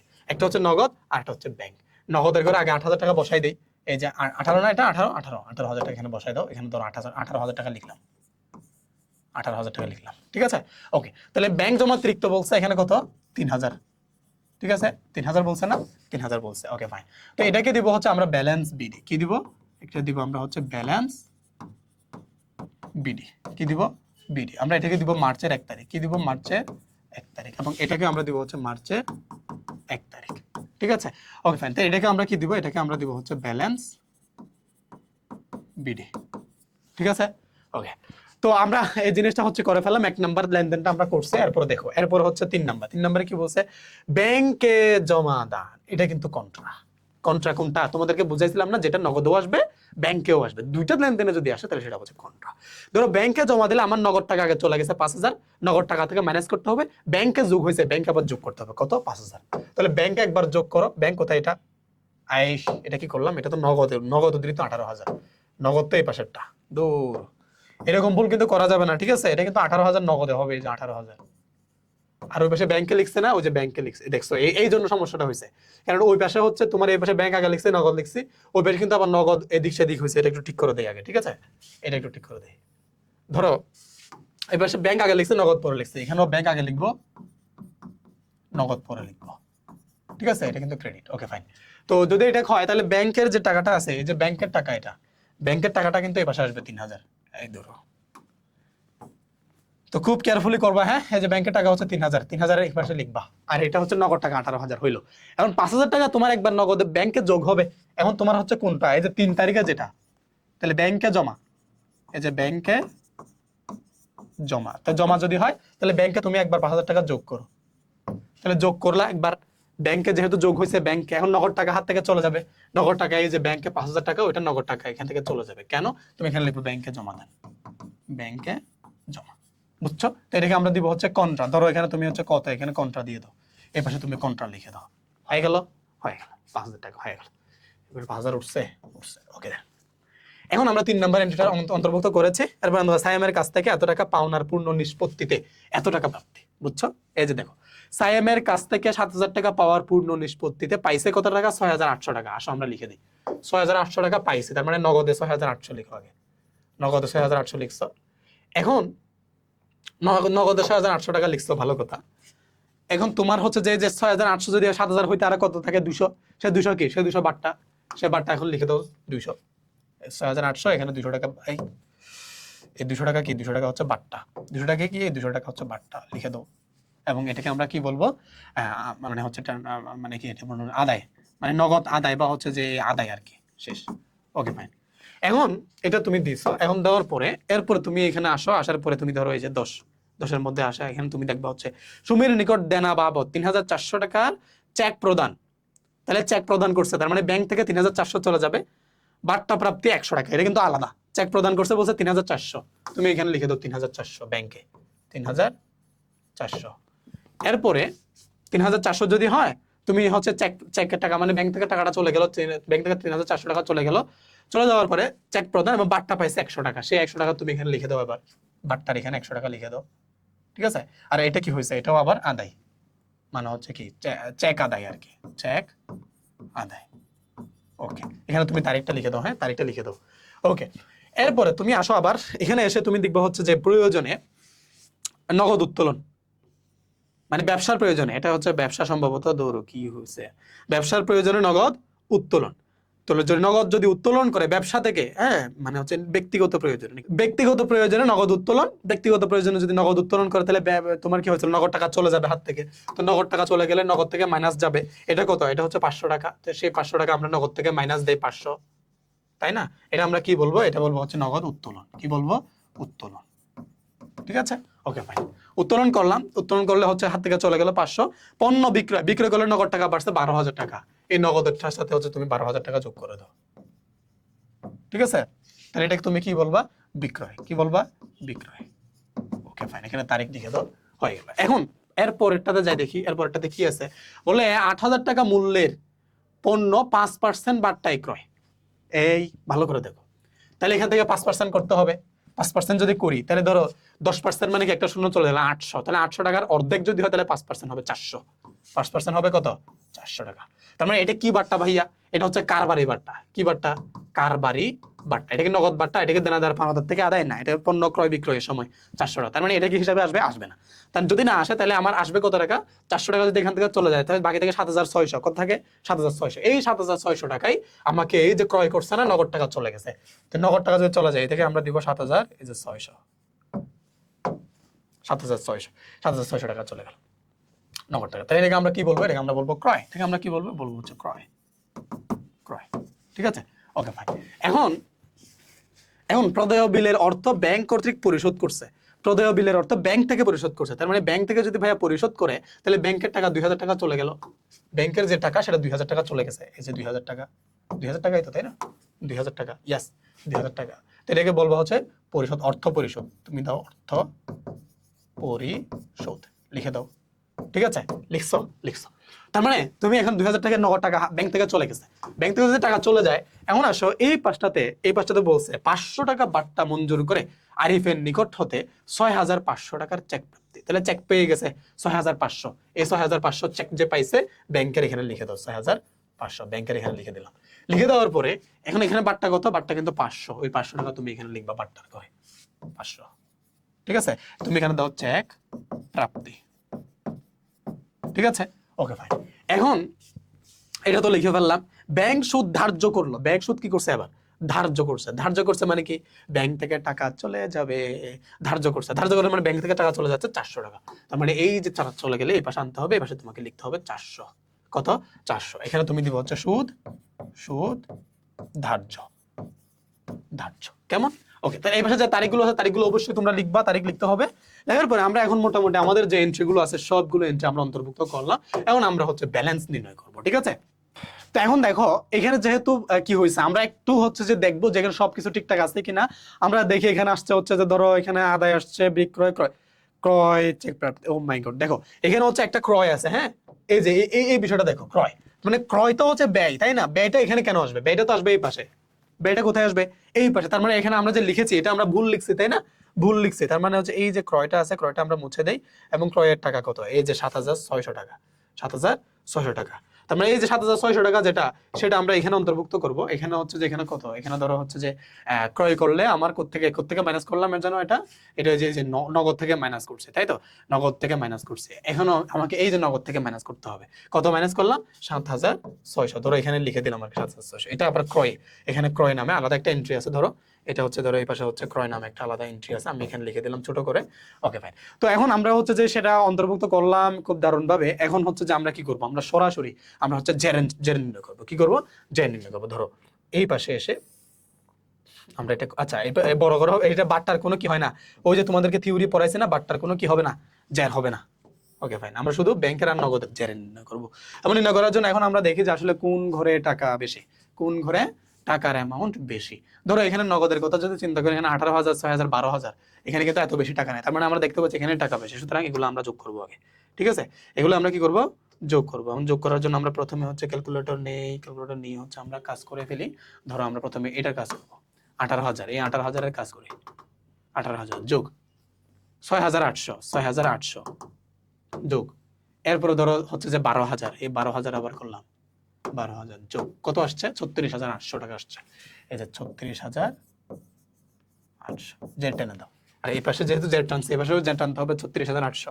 মানে এই যে 36,800 লিখলাম, লিখার পরে জেড টানলাম। এখন কাজ হচ্ছে এগুলো বাদ দেওয়া, তাই না? এগুলো তো বাদ দেওয়া, আমরা তো টিচক এভাবে বাদ দিয়েছি, তাই না? বাদ দিয়েছে। এখন দেখো এই যে 36,800 থেকে আবার মাইনাস করো, মাইনাস করে প্রথমে 5,000 মাইনাস করো, 5,000 মাইনাস, এরপর আছে 500 মাইনাস, এরপর 7,600 মাইনাস করলাম, কত আসলো? 23,700 আসছে। এটা এখানে লিখবো 23,700। ঠিক আছে না? 23,700 লিখে ফেললাম। Okay fine. এরপর আমাকে দেখতে হবে যে এখানে কোথায়, এখানে 5,000, 6,500, আর এই পাশে দিকে 3,000, 3,000, 6,000, 6,000, 7,000, 8,000, 8,000। এখানে কি 8,000-এর বেশি? হ্যাঁ অবশ্যই এখানে বেশি। তার মানে এখান থেকে আমাকে কি করতে হবে? এটা আমাকে হিসাব করতে হবে। ধরো এখানে যদি আমি হিসাব করি, এই পাশে আবারও ধরো এখানে কত আছে? 5,000 আর 6,000, 500 কত? 11, তাই না? 11,500 আসছে। এখানে আর হিসাব করার দরকার না, 11,500 আমরা এখানে লিখে দেই, লিখে জেড টেনে দিলাম। এই পাশে আবারও 11,500 আমরা লিখবো, লিখে হচ্ছে আবার কি করবো? জেড টানবো। জেড টানার পরে এই যে 11,500 যেটা আমরা পেয়েছি, এই 11,500 থেকে আমরা বাদ দিব। কত বাদ দিব? ধরো প্রথমে 3,000 বাদ দিব, প্রথমে 3,000 বাদ দিলাম, ঠিক আছে? বাদ দিলাম। এরপর 3,400 বাদ দিব, 3,400 বাদ দিলাম। এরপরে আমরা বাদ দিব 2,000, 2,000 আর 400, 2,400 বাদ দিব, 2,400 বাদ দিলাম। কত আসলো? 2,700। সেই 2,700 আমরা এখন এখানে লিখবো। ঠিক আছে, তার মানে আমরা এটা অঙ্কন করে ফেললাম। এটাকে আমরা কি বলবো? সিডি। এখানে তুমি দাও ব্যালেন্স, তার মানে ব্যালেন্স সিডি আমরা করে ফেললাম। এবং এটা মার্চ মাসের 31 তারিখ, এবং ওই টাকাটা 2700 আবার এখানে নিচে আসবে না, 2700 আরেকটা জন্য কত, 23700, তাই তো 23700। এখন তুমি 23700 এখানে নিচে লিখে দাও, ঠিক আছে। ওকে ভাই, তো এটাকে আমরা কি দিব, এখানে আমরা দিব হচ্ছে বিডি, ঠিক আছে। এখানে তুমি ব্যালেন্স বিডি দিয়ে দাও, ব্যালেন্স বিডি। এবং এটাকে আমরা কি দিব, এটাকে আমরা দিব হচ্ছে ধরো মার্চ, তো জানুয়ারি ফেব্রুয়ারি মার্চ এপ্রিল, তাহলে এই এপ্রিল মাসের 1 তারিখ দেবো। বুঝতে পারছো? সহজ না? এই বিষয়টা সহজ না? তো আমরা হচ্ছে 3 ঘরের নগদান বইও করে ফেললাম।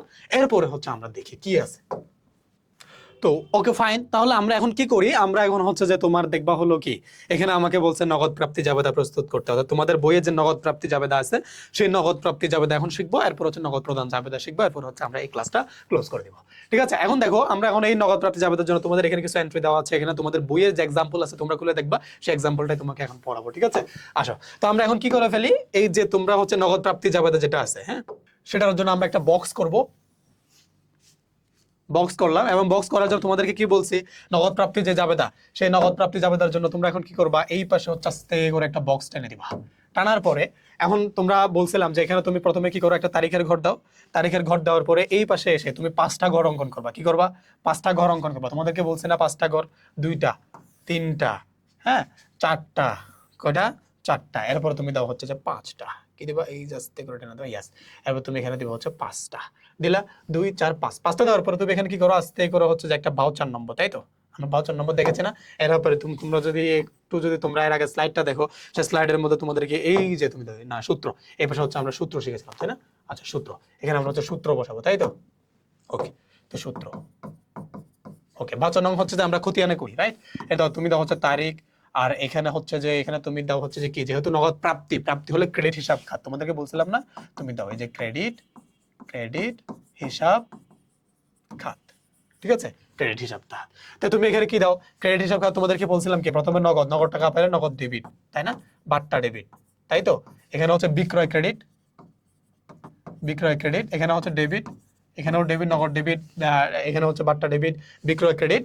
এখানে তুমি দিব হচ্ছে কি, আর 2টা হচ্ছে ক্রেডিট আছে, আর 2টা কি আছে, ক্রেডিট আছে। তুমি দেনাদার থেকে পাইলে যেন দেনাদার, ওই যে দেনাদার বলছিলাম না, দেনাদার, দেনাদার থেকে ক্রেডিট, এরপর হচ্ছে অন্যান্য ক্রেডিট। এবং এগুলো মনে রাখার টেকনিক ভাইয়া তোমাদেরকে শিখাইছি, আশা করি তোমরা এগুলো পারবা। তার মানে বক্স অঙ্কন করে ফেলছি। এখন তুমি এখানে দিব হচ্ছে নগদ প্রাপ্তি, নগদ প্রাপ্তি, হ্যাঁ, জাবেদা, ঠিক আছে। তো আমরা লিখে ফেললাম নগদ প্রাপ্তি জাবেদা। ওকে ফাইন, তো নগদ প্রাপ্তি জাবেদা লিখেছি। এখন নামগুলো আমরা লিখে ফেললাম, এখন শুধু আমরা এন্ট্রি যেগুলো আছে সেগুলো আমরা বসাই দেবো, ঠিক আছে। এখন এই পাশে এসে আমরা একদম সর্বশেষ পার্টে চলে যাচ্ছি, তারও 1 মিনিট কলম পড়ে গেছে। ওকে, আসো, এখানে এসে তোমরা এখন কি করবা, এই যে এন্ট্রিটার মধ্যে আসবা। এখানে এসে প্রথম হচ্ছে মের 3 তারিখ নগদ বিক্রয়। তো নগদ বিক্রয় হলে নগদ টাকা আসবে, এই যে নগদ টাকা, কত টাকা, এখানে কত টাকা, 10,000 টাকা। দেখছো কত সোজা, 10,000 টাকা এখানে বসাবা। শুধু ঘরটা মনে রাখতে পারলে হচ্ছে যে তোমার হয়ে গেছে নগদ বিক্রয়, ঠিক আছে। তো নগদ বিক্রয়, তাহলে নগদ বিক্রয় হলো যে তুমি এখানে কি করবা, নগদ বিক্রয় হচ্ছে যে নগদ প্রাপ্তি জাবেদা, তাহলে বিক্রয় নগদ ডেবিট, বিক্রয় ক্রেডিট, কত, 10,000 টাকা দিলা। এখানে তারিখটা লিখে দাও। এরপরে আসো, এরপরে এসে তুমি এখানে দিবা হচ্ছে কি 5, শফিক ট্রেডার্স এর নিকট হতে প্রাপ্তি, শফিক ট্রেডার দেনাদার ছিল, তাহলে নগদ বাড়বে 3,000 টাকা, নগদ 3,000 টাকা বাড়লো। এরপর দেনাদার ক্রেডিট হয়ে গেল 3,000 টাকা, বুঝতে পারছো? এরপর শফিক ট্রেডার্স, এখানে তুমি লিখে দিবে কি শফিক ট্রেডার্স, ঠিক আছে, শেষ। এরপর তুমি এখানে দেখো যে অতিরিক্ত মূলধন আনয়ন, অতিরিক্ত মূলধন, এটা নগদান হিসাব ডেবিট, মূলধন ক্রেডিট, 5,000 টাকা নগদ আসবে, 5,000 টাকা, 5,000 টাকা নগদ আসলো। এরপরে মূলধন তো নাই, এরপর অন্যান্যর ঘরে 5,000 টাকা বসাইতে হবে, ঠিক আছে। ওকে ফাইন, এখন আসো, এই যে জামান এন্ড সন্সের নিকট হতে 4,000 টাকা পাওনার পূর্ণ নিষ্পত্তিতে 3,800 টাকা পাইছে। আচ্ছা, তো 3,800 টাকা পাইছে, এটাকে নগদের ঘরে বসাও। এরপরে হিসাব করতেছি, 3,800 নগদের ঘরে বসাইলাম, তাই না? এরপর বাট্টা, তাহলে বাট্টা কত, এখানে দেখো বাট্টা কত, বাট্টা হচ্ছে 3,800 আর 4,000, তাহলে বাকি থেকে 200। ওই 200 টাকা হচ্ছে তোমার এই যে বাট্টার ঘরে 200। তার মানে এই যে 3,800 200 টোটাল কত হয়, 4,000। এই 4,000 টাকা হচ্ছে এখানে তোমার কি, আর তোমার হচ্ছে দেনাদার। এই যে এটা তুমি লিখতে পারবা, বলো? এটা তোমার একটু বুঝতে অসুবিধা হইতেছে? ধরো তুমি প্রথমে নগদ টাকা যেটা পাইছে সেটা নগদের ঘরে লিখবা, বাট্টা যেটা বাট্টা, তো দুইটা ডেবিট মিলে ক্রেডিটের সমান হইতে হবে না? ধরো 3,800 আর 200 যোগ করলে 4,000 হয়, সেই 4,000 এখানে বসাইছি। এবং তারা কিন্তু বলেই দিছে এখানে 4,000 টাকা কি তোমার না দেনাদার, তো সেই জন্য দেনাদার ক্রেডিট 4,000 টাকা এখানে বসাই দিলাম। এরপর আসো এখানে পুরাতন আসবাবপত্র বিক্রয়, আসবাবপত্র বিক্রি করলে আসবাবপত্র হিসাব ডেবিট, নগদান ক্রেডিট, ও না, নগদান হিসাব ডেবিট, নগদ টাকা পাইছে, আসবাবপত্র হিসাব ক্রেডিট, তাই তো? তাহলে নগদের ঘরে 1,000 টাকা বসাও আগে, নগদের ঘরে কি বসাইলা, 1,000 টাকা বসাইলা। আসবাবপত্র তো নাই, তো আসবাবপত্রের এখানে তুমি কি করবে, 1,000 টাকা জাস্ট এখানে ক্রেডিট করে দিবে, ঠিক আছে। ওকে ফাইন, এরপরে আসো এখানে 1,000 টাকা শেষ। এরপর আমার কাজই তো শেষ, আমার কাজই তো শেষ। তাহলে এখন আমরা কি করে ফেলবো, এখন আমরা জাস্ট আমার যে কাজ আমি হচ্ছে জাস্ট একে টেনে দিব, মানে হচ্ছে জেল টানবো। এবং জেল টানার জন্য আসো আমরা কি করব, আমরা প্রথমে এগুলো সব যোগ করে বসাবো, যোগ করে করে বসাই দিলে আমার কাজ হয়ে গেছে। আসো এখানে প্রথমে 10,000 আছে, প্রথমে আমরা কি করব, এই যে 10,000 আমরা হচ্ছে যে বসাইলাম যোগ, এরপর 3,000 আছে, 3,000 আমরা বসাইলাম যোগ, এরপর আছে 5,000, 5,000 আমরা বসাইলাম যোগ, এরপর 3,800 আছে, 3,800 বসাইলাম যোগ, এরপর 1,000 আছে, 1,000 আমরা বসাইলাম যোগ, হয়ে গেল। কত আসলো? 22,800। এই 22,800 এখানে বসাও, হয়ে গেল, হয়ে গেল। এরপর এখানে 200 আছে, সেই 200 এখানে বসাই দিলাম, হয়ে গেল। এখানে 10,000 আছে, 10,000 আমরা এখানে বসাই দিলাম, হয়ে গেল। এখানে 3,000 আর 4,000 কত হয়েছে স্যার? 5 ও 7,000, সেই 7,000 এখানে বসাই দিলাম, যোগ করে দিলাম, হয়ে গেল। এখানে 1,000, এখানে 5,000, এখানে 6,000, হয়ে গেল, আমরা বসাই দিলাম, শেষ হয়ে গেছে। নগদ প্রাপ্তি জাবেদা পারবা? পারবা। এখন এটা শেষ, এখন আমরা চলে যাবো হচ্ছে নগদ প্রদান জাবেদা, সর্বশেষ পার্ট আমাদের নগদ প্রদান জাবেদা। এবং এই নগদ প্রদান জাবেদা এখানে হচ্ছে যে কিছু এন্ট্রি দেওয়া আছে, আমরা হচ্ছে যে এখানে এই যে নগদ প্রদান জাবেদা এখানে এন্ট্রি দেওয়া আছে, সেই এন্ট্রি অনুযায়ী আমরা নগদ প্রদান জাবেদাটা করব। আসো এখন আমরা হচ্ছে চলে যাই, আমরা হচ্ছে একটা বক্স অঙ্কন করব। আসলে বক্সটা কিভাবে করবা, সেই বক্স করার নিয়ম তোমাদেরকে দেখাইছিলাম এর আগের বার, যত যেভাবে দেখাইছিলাম ঠিক সেভাবেই হবে। এবং বক্সের জন্য আমরা হচ্ছে যে একটা নাম অঙ্কন করে ফেলে প্রথমে করলাম, করার পর এখন তুমি তারিখের ঘর দিবে, পাশে কি করবা, তারিখের ঘর দিবা। করে দেওয়ার পরে এখান থেকে 5টা ঘর হবে বলছিলাম না, সেই 5টা অঙ্কন করে ফেলে। এই পাশে তুমি দাও, এই পাশে আবার দাও, 2টা, 3টা, 4টা, 5টা দিছো, দিছো। এখানে একটা ঘর দিতে হবে ছোট্ট করে, সেটা হচ্ছে সূত্র গেল। এখানে তুমি দাও হচ্ছে তারিখ, কি দিবা, তারিখ দিবা। তারিখ দেওয়ার পরে ওই যে তোমাকে বলছিলাম নগদ প্রাপ্তি জাবেদা মানে হচ্ছে তোমার ক্রেডিট হিসাব খাত, প্রদান জাবেদায় ডেবিট হিসাব খাত, কি দিবা, ডেবিট হিসাব খাত। ঠিক আছে, হয়ে গেল। এখানে তোমার কি, এটা হচ্ছে সূত্র, এটা হচ্ছে সূত্র। আর এখানে নামগুলো বসাইতে হবে। তো নামগুলো বসাইলে তোমাদেরকে নাম মনে রাখার জন্য, নাম দেওয়ার জন্য কি বলছিলাম, 5% বাট্টায় কি করছে, পাওনাদারকে পরিশোধ, পাওনাদারকে পরিশোধ। তাহলে পাওনাদারকে পরিশোধ করলে কি হবে, তার নগদ টাকা চলে যাবে, এই জন্য নগদ হচ্ছে ক্রেডিট, মনে রাখার জন্য বলছিলাম, তাই না? নগদ কি হবে, ক্রেডিট হবে। এই যে বাট্টা, একটা কি 5% বাট্টা, তা পাওনা যদি পরিশোধ করে, হ্যাঁ পাওনা যদি আমি যদি পরিশোধ করে, তাহলে পাওনাদার আমাকে একটা বাট্টা দিবে। তো সেই বাট্টাটা কি হবে আমার জন্য, ওখানে বাট্টা ডেবিট ছিল, আমার জন্য প্রাপ্ত। এই জন্য আমরা বলেছিলাম এখানে বাট্টা হচ্ছে তোমার কি হবে, বাট্টা হচ্ছে ধরো এখানে ক্রেডিট হবে, তাই না? এটা মনে রাখার জন্য একটা জাস্ট হচ্ছে 5% বাট্টা যদি তুমি মনে রাখো, মনে রাখলে হচ্ছে যেটা হবে যে এখানে প্রথমে নগদ, প্রথমে তুমি দেখবে হচ্ছে পাওনাদার ডেবিট, পাওনাদার কি হবে, পাওনাদার ডেবিট হবে। পাওনাদার যদি ডেবিট হয় তাহলে নগদ টাকা হাত থেকে চলে যাবে, নগদ হচ্ছে ক্রেডিট।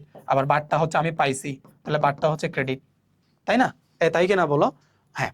তো এখন এখন হচ্ছে সেটাই আমরা লিখছি। ধরো এখানে তুমি কি করছো, তুমি প্রথমে হচ্ছে ধরো এখানে নগদ ক্রেডিট করছো, বাট্টা ক্রেডিট করছো, তাই না? এখন তোমাদেরকে বলছিলাম পাওনাদার ভাই এখানে ডেবিট হবে, পাওনাদার ডেবিট হবে, দিছো।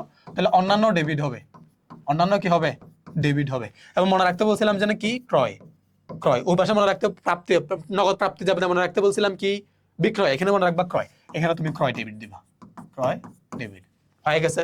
তাহলে তোমাকে জাস্ট হচ্ছে যে এখানে কি হয়েছে, ওখানে নগদ প্রাপ্তি জাবেদার মধ্যে তুমি দেখবা হচ্ছে যে কি, ডেবিট মাত্র 2টা, ক্রেডিট 3টা, অন্যান্যটা কিন্তু ক্রেডিটে।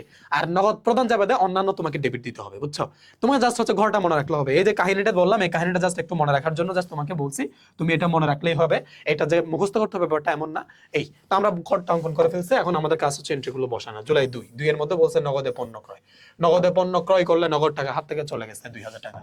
এখানে বসা, 2,000 টাকা ছিল না এটা, হয়তো 5,000 টাকা, দৌড় 5,000, এই যে 5,000 টাকা হাত থেকে চলে গেছে। তারপরে ক্রয় ডেবিট হবে না, ক্রয় ডেবিট 5,000 টাকা, ক্রয় ডেবিট নগদ ক্রেডিট দিয়ে দিলাম, ক্রয়, ক্রয় হিসাব হয়ে গেল। বা ক্রয় করা হলো, এখানে তুমি তারিখটা লিখো, শেষ।